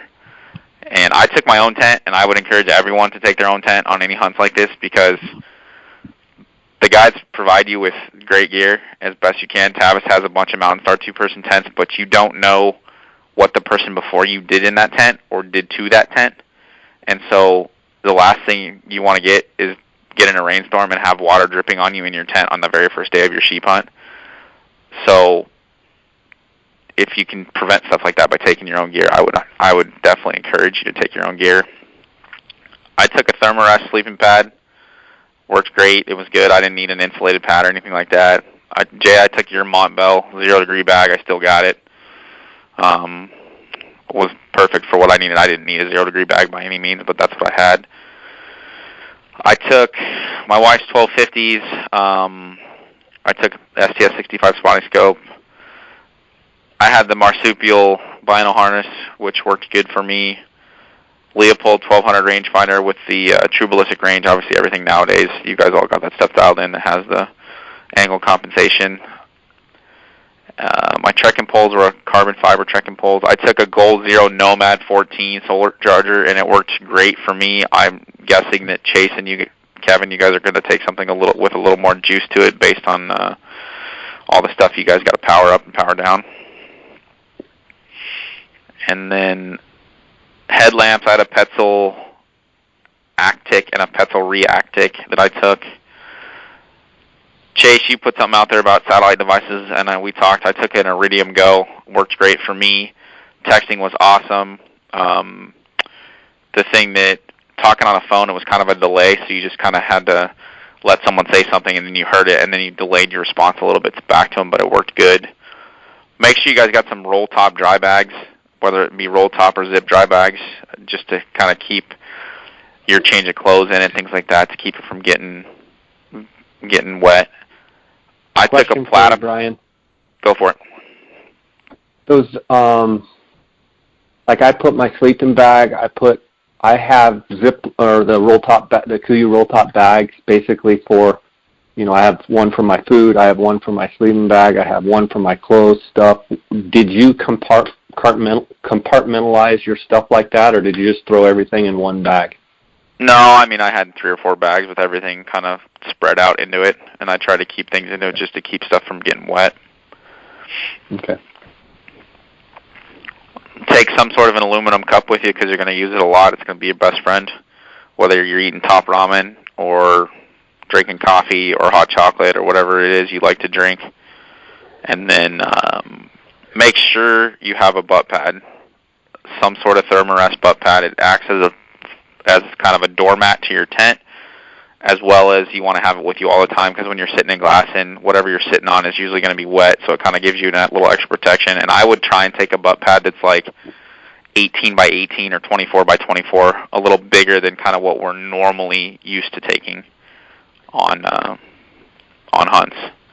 How about a tarp, Brian, to get out of the rain? Getting up to the top Yeah. of something. Been trying to Yeah, so things I wish I had, this is a section that I kind of threw together, was a lightweight shelter tarp. And where it would come in handy, especially I think for you guys, is that when you hike up to the top of the mountain and you get there at 9 o'clock and the clouds roll in at 9:10. You're like, man, I am not hiking all the way back down to my tent because it's raining, and I want to spend the day up here. And you may not get any clearer weather, but you don't know that at the time. So having a way, because there's no trees on top of those mountains, there's nothing to get out of the rain. Having a way to get out of the rain and stay dry and comfortable would be really nice, without just being able to having to hunker down in your rain gear, but actually having some sort of a tarp would be really beneficial, in my opinion.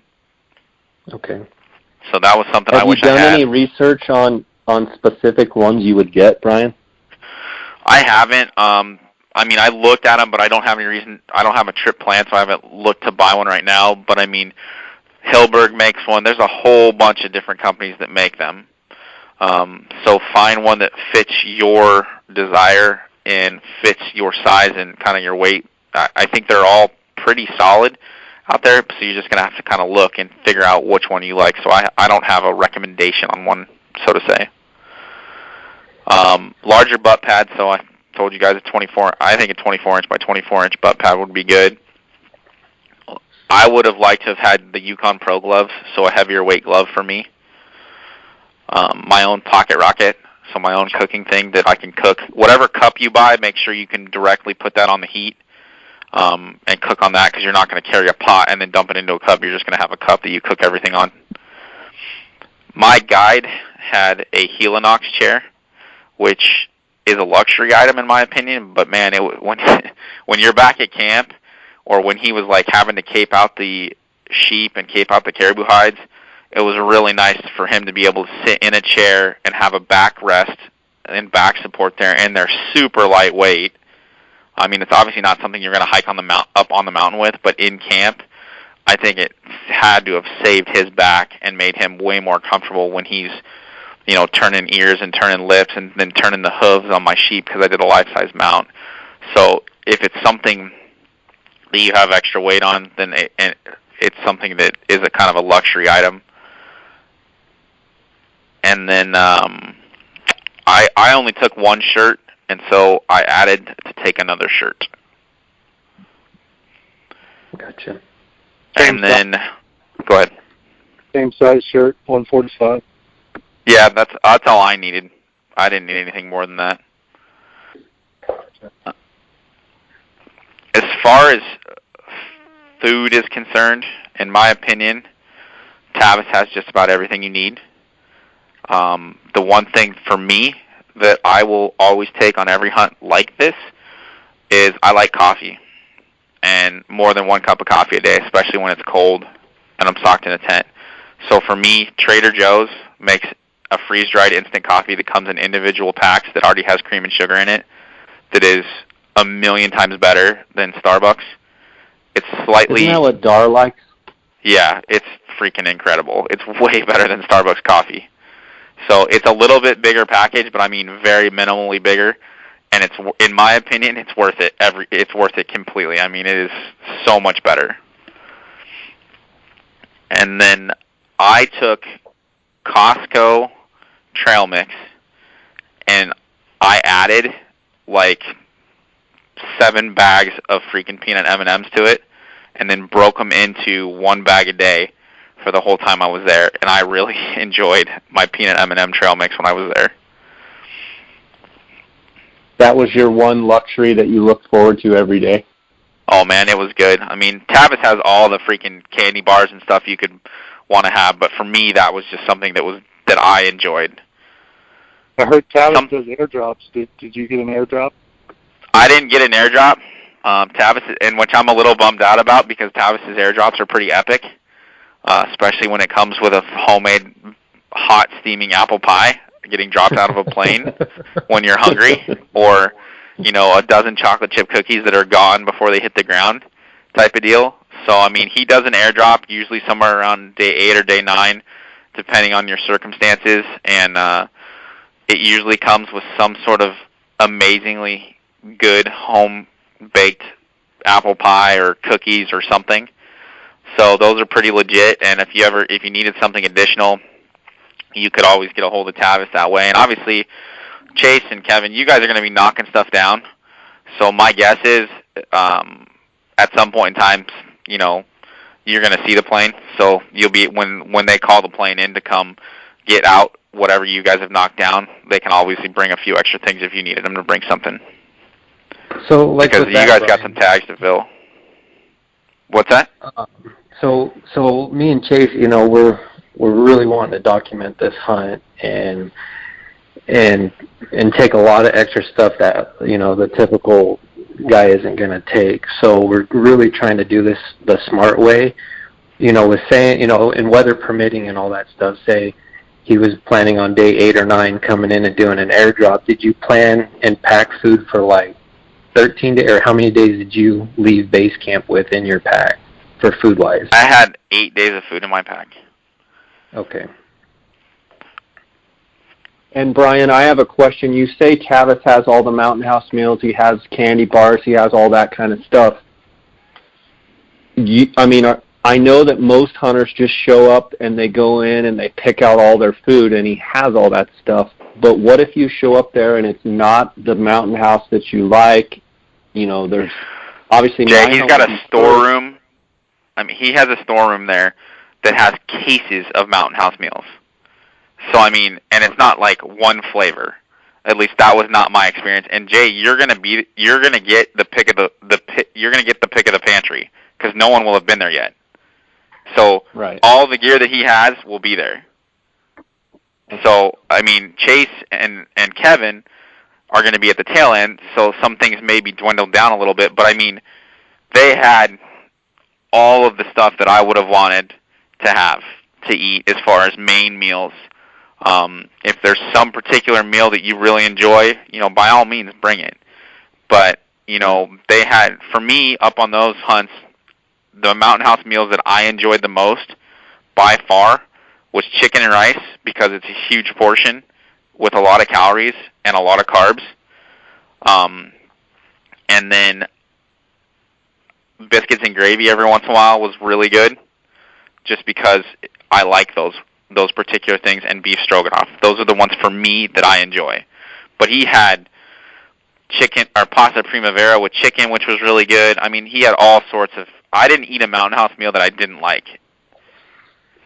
Did you ever feel you're basically running out? What's that? Did you ever feel like your energy, you know, like you didn't have enough or anything? I did not. No, I didn't feel I felt I was good. I took so whatever supplement you're going to take with you as far as a drink mixture, I had obviously Wilderness Athlete stuff, and then I took what's it called? Propel. So little Propel packets that they sell at like Walmart. And for me, that Propel was super sweet. And so what I would do at the morning of every day before you headed up the mountain, you hit the last water source on your way up, and you filled up your Camel Pack and you filled up your Nalgene bottle. My Nalgene bottle, I would drink a whole Nalgene bottle right then, or as much as I could, and then I would fill the Nalgene bottle and put whatever mixture of drink mix I was going to drink for the day in the Nalgene bottle, and then I carried pure water the whole time in my Camel Pack or Platypus or whatever bag you're taking. Okay. A question on that, Brian. You say once you go up the mountain, is it basically there's just the river bottoms? Is there any like waterfalls and creeks, you know, that you can plan on once you're up there, or is it definitely it's dry once you leave the river bottom floor? I mean, I didn't see anything up on top. It doesn't mean that there's not going to be little pools in the rocks and stuff like that, but where I was at, I didn't see anything like that. I mean, we were about maybe a quarter mile into our hike when we hit the last water source, and we would drop into a little cut and get the water out that we needed, and then we would hike out from there. So, like, we didn't fill up right in base camp. We hiked about a quarter mile and then filled up, and then we were up on the mountain doing our thing. I'd like to ask about up on the mountain doing your thing. Is it that black shale? I mean, what kind of, are you talking big scree rocks, or is it that little scree stuff? Like, what was the, and I know it's it just depends on where you're at. Where I was at, it was freaking, There was some little scree fields, which are awesome to come down the mountain on, by the way. But there's also just, green grass, rolling hills that we also, that was up on top there too. So, I mean, it just depended on what particular side of the mountain you were at or where you were at. I mean, the scree fields were nice because it makes it super easy to come down the mountain in them. But it really, I didn't have any big bouldery fields. I know a couple of the guys I talked to hunted in some spots where there were some boulders and stuff like that, but it wasn't anything that was an issue for me. One thing we'll talk about real quick for breakfast, it's kind of up to you and what you bring as far as breakfast is concerned. I know that I think Jason and Brendan like to eat, they'd like to eat an actual breakfast skillet or something like that. For me, I took 2 packets of oatmeal. Each breakfast I would eat 2 packets of oatmeal, and then I would have that Justin's peanut butter in the individual, 2-ounce serving packets, and I took that with me. And so every morning I would have 2 oatmeal packets, and I would squeeze an entire thing of peanut butter into it to kind of boost the calories. And for me, that was really good. That peanut butter was kind of a nice treat, I guess, to have. And I did take the Justin's peanut butter with me and that's kind of something that's a little bit heavier, but it was worth having, and I definitely enjoyed it for sure.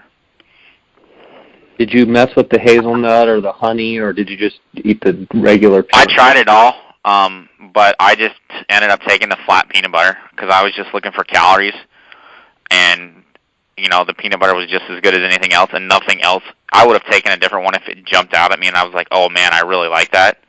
But there was nothing that I was like, oh, that's awesome. He'll have top ramen, and then he'll have added soup packets that are just a powdered soup mix. And so we would take the top ramen and mix the soup packet in with the top ramen to get more to it. And surprisingly, top ramen's got a crap load of calories in it. And when you're on the mountain and you're a little, it's kind of a little cold out, man, being able to have top ramen and drink the broth is just kind of a nice feature to have. And so that was something that was beneficial. I think, Chase, for Kevin and you guys on all your gear and things like that, you probably be able to coordinate getting a couple batteries dropped off at some point in time. So you might want to think about having 2 or 3 bags laid out on your bunks that say, 1, 2, and 3, and tell Tavis or whoever comes picks you up, hey, on Chase's bunk, grab bag 1 and bring it when you come get the sheep out. And then you can just swap that stuff out right then and there, and then all they have to do, they don't have to look through your gear. They just walk in and grab a bag and put it on the plane, and then they bring you, 3, 4 new batteries and whatever else you want. So it would be beneficial to have that maybe laid out for you, because you guys are going to knock a sheep down, in the first 5-6 days. You may knock another sheep down. You may knock a caribou down. So I wouldn't be surprised if the plane comes into you a couple of times throughout your time frame. I don't think you're going to go 9 days without seeing the sheep, without seeing the plane. Gotcha. Because I think you guys are going to knock something down before then. Just my guess. Brian, Jay, I know you're picky, so you might take it down to the wire. There's a good chance. I wanted to ask you about that specifically. I've never seen a Dall sheep in my life, so it's going to be a phenomenal experience for me no matter what happens. But as far as glassing them up, you say they're not too hard to spot. As far as looking at rams, first impressions, you shot a phenomenal ram, real twisty, just beautiful, textbook, what you go there for. Was it evident when you saw your ram that it was the one you wanted? Yeah, there's no doubt. If I could have drawn a ram that I wanted to kill, that was the ram I wanted to kill. So one thing to note, compared to other rams, did you saw other rams, but was this one night and day? This was the one? Yeah, there was one other sheep with my ram that was like a 9-year-old ram that's definitely going to be a good ram.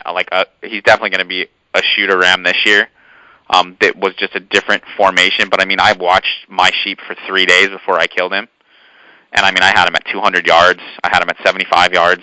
So, I mean, I got a lot of video and got to look at him and see what he was like. And so there was no doubt that the ram I was shooting was the best ram that we had seen and that we saw. And what I would say for all of you guys, obviously, Jay, you got the benefit of having 2 Dall sheep tags in your pocket.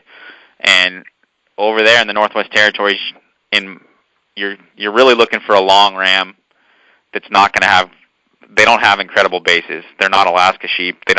You're not likely to kill a 14-inch based ram in the NWT, but you are likely to kill a 40-inch ram that may have 12.5-inch bases. So just understand what you're looking at and what you're looking for. You're probably not going to kill, a super, super heavy ram with those 14, 13.5-inch base type deal. It could happen. It does happen. I don't know what were Cody's bases, Chase, do you know? I'm not sure on those. So my ram was 40 by 12.5. And, that's what I wanted, though. I wanted that long, flared out look. That's what I was going for. So I was extremely happy to have that. I measured, I think, 10 rams in camp. Obviously, Cody's wasn't there just yet at the time, I don't think. And I mean, they were all, I wrote down all the measurements, but I mean, the biggest ram that we had was, when I was there, was like 161, 162.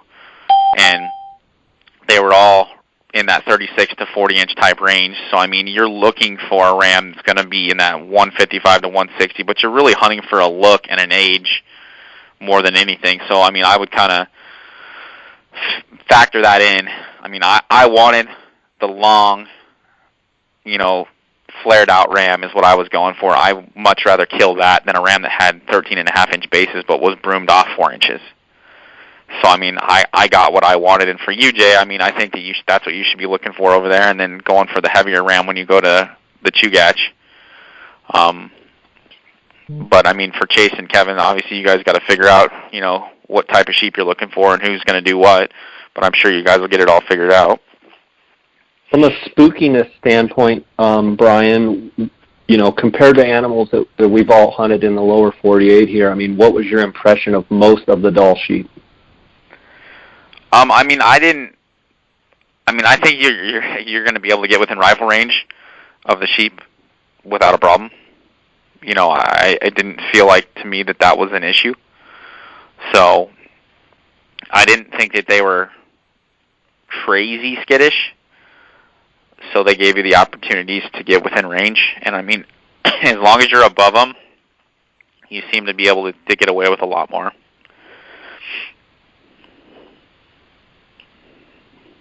Good stuff. Does anybody, I've heard a little bit of bells dinging and stuff. We might have lost 1 or 2 of those guys. Chase and Kevin, are you still with us? Yeah. Yeah, the rain came in again, and my service is not the best, so it dropped me twice.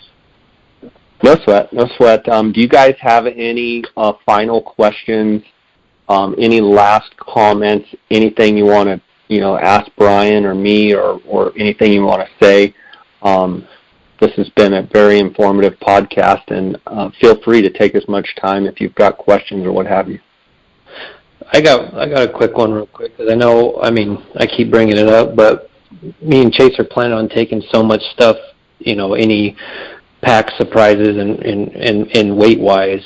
On your Facebook, I remember seeing you at your house with your pack, Brian, saying it was like 55 pounds, and then on the podcast, I remember hearing you say you had the surprise of the Nalgene bottle full of salt. Was there anything else that you didn't anticipate pack weight-wise? Nope, that was the biggest thing, was having basically like a 4 or 5 pound Nalgene bottle full of salt that I had to put in my pack. Right. And it made sense. No one had mentioned it to me, so I didn't know that I would have to carry that. But at the same time, I also kind of thought I was going to have to carry water, so it wasn't an issue. It kind of was an offsetting issue as far as one or the other. And then one thing I want to make sure, Kevin, that we're clear that you lay this out with Brittany is that you're buying a moose tag. So she just needs to understand that you're going to have a moose tag and that there's a chance that you might have to work some overtime if you're blessed to kill a moose. So I talked to Chase about this a little bit yesterday, or I think it was yesterday or the day before that, but you're definitely buying a moose tag. So make sure to budget for that. Brian, is your thought in that, like, you've gone this far and to have to go back up, to plan another trip for moose when you could potentially knock all three down and, in other words, have that, opportunity right there, while it seems like a lot of money right then, if you had to plan a whole nother moose trip, you'd probably be looking at twice as much. Is that kind of what you're thinking? That's exactly what I'm thinking, and I mean, the fact is I think the moose tag is $110. So get the tag, and if you don't shoot one, okay, you spend $110. But you also have to factor in that you're there, and Chase and Kevin are going to be there in the middle of the prime time rut. So there's a good chance that they could see a bull that they want to kill, or that he wants to kill, and so I mean, it may not happen, but you're there. And I'm sure that Tavis will work out something with you since you're already there hunting the other stuff to make it worth your while to have that tag. And if it presents itself, then you just got to take it and roll with it. Okay. But you guys will have to probably air cargo your Caribou back from there, your Caribou and your moose. We brought ours back because we kept the skulls and the horns intact because we wanted to be able to measure them and enter them in Pope and Young. And I think the overall cost between Mike and I was about $500 a piece to get them from there, hides and horns intact, all the way to Phoenix. And it was very, very simple. Okay. You could potentially bring a duffel bag and cut them in half and lay them inside of each other and fly them back that way. We just were not willing to cut our Caribou horns in half.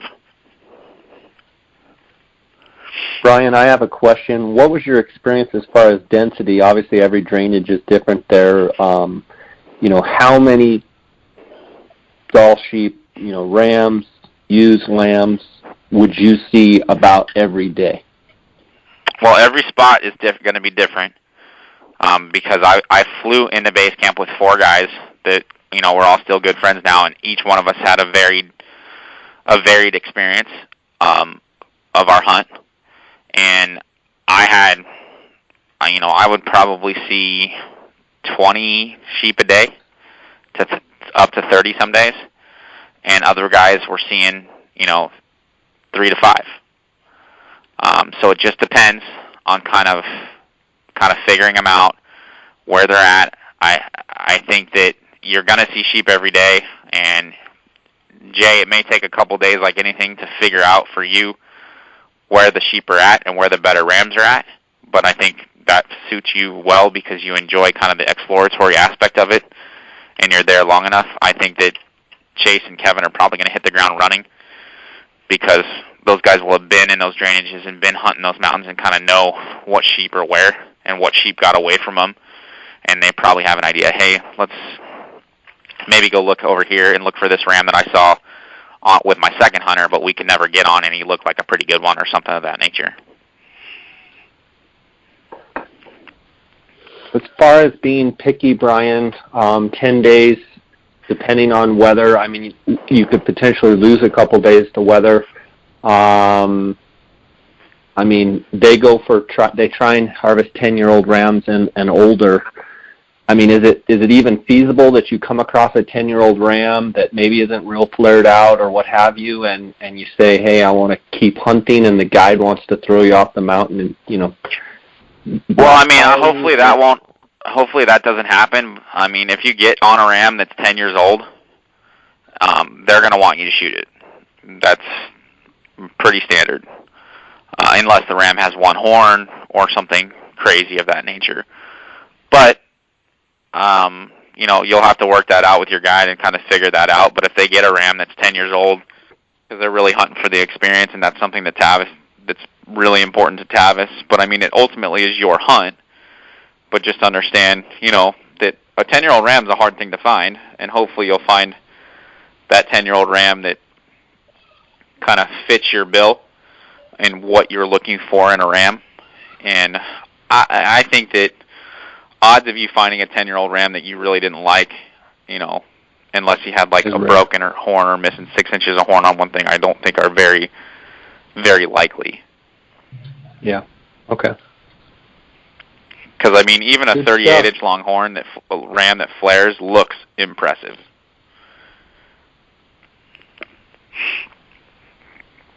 What was that, Jay? Good stuff.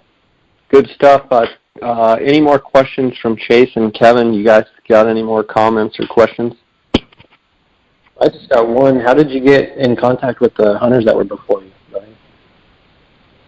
Ironically, a couple people had, because I posted that I was going to Arctic Red on social media and stuff, and that, I post pictures of like my pack getting ready, and so a couple of those guys had just kind of reached out to me and said, hey, you're hunting with Ryan. I didn't even know who I was hunting with. They sent me messages, hey, you're going to be hunting with Ryan, and, he's a good dude and stuff like that. I didn't even know that, but I got a couple messages like the week before the hunt kind of giving me that information. Gotcha. Cool. But you guys I'm jealous, man. I wish I could go back. You guys are going to have a blast. It'll be fun. Hopefully, hopefully you guys get to kill some big old sheep. I mean, you're definitely going to get some opportunities and see some nice sheep, and I think mainly just hope the weather's good. That's the main thing, because it's going to be an epic experience, and it's a little time-consuming for travel, but once you're there, it's awesome. Brian, that was one question. Was there any particular city on weather.com or anything that you used to try and forecast, or is it not even possible to really even know what your weather is? I mean, I just paid attention to what was going on in Norman Wells. I mean, it's only a 50-minute flight. It's only a 50-minute flight from Norman Wells to base camp. Which direction?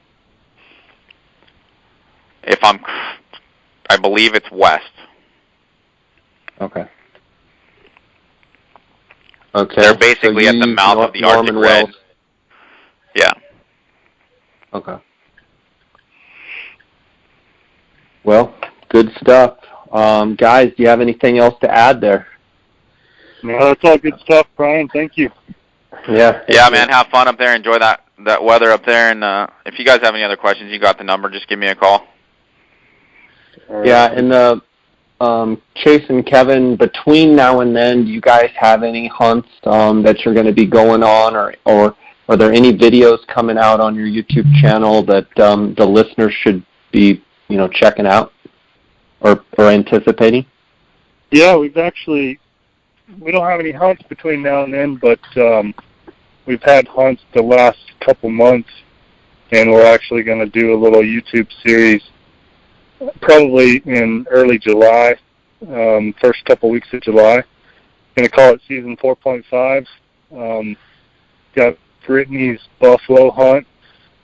Got some Texas axis deer. Kevin went to Mexico, killed some Gould's turkeys. I took my son to New Mexico to hunt Merriam's, and quite a few hunts from this spring that we're going to throw on a daily video on our YouTube channel, the Mountain Project YouTube channel. Good stuff. Good stuff. Well, guys, I want to thank you for coming on, and appreciate the great content that you guys put out, the Mountain Project. I want to give you guys a chance to let the listeners know where they can find you. So if you do that, not only on your social channels, but YouTube and what have you, your website, whatever. And you guys do have some lifestyle apparel. Got some cool T-shirts and stuff. So make sure you let people know where they can find you there. And Brian, as always, it's great having you on the podcast.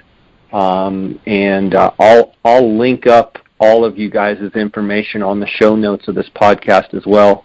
And I just want to thank all of you guys for coming on and sharing with us here. Thanks, Jay. It was awesome. Yeah, thanks for having us on, Jay. Appreciate it. Sounds good. Well, God bless you guys, and to the listeners, thanks for all your support, and look forward to having some more talk about this Dall sheep hunt. I'm excited. I can't believe I have 2 Dall sheep hunts in one summer. It's kind of mind-boggling. But Brian said it best. I've kind of got the best of both worlds, because Northwest Territories is known for those kind of flared-out, twisting, Dall sheep, and the Chugach is kind of known for those heavy-based rams. So I'm just excited to go see 2 new places that I haven't been, and excited for the experience. And if I'm fortunate to get a sheep at either one, it'd just be a bonus. So, guys, God bless to all of you, and happy Father's Day. Actually, tomorrow's Father's Day. All 3 of you I know are fathers, and I see how you guys are as dads, and see how you act with your kids, and people notice that stuff, and I notice it, and I just commend the 3 of you for the guys that you are and raising your kids the way you do. And happy Father's Day to the 3 of you, and I'll let you go with that. Okay? Thanks, Jay. Sounds good. Thanks, Jay.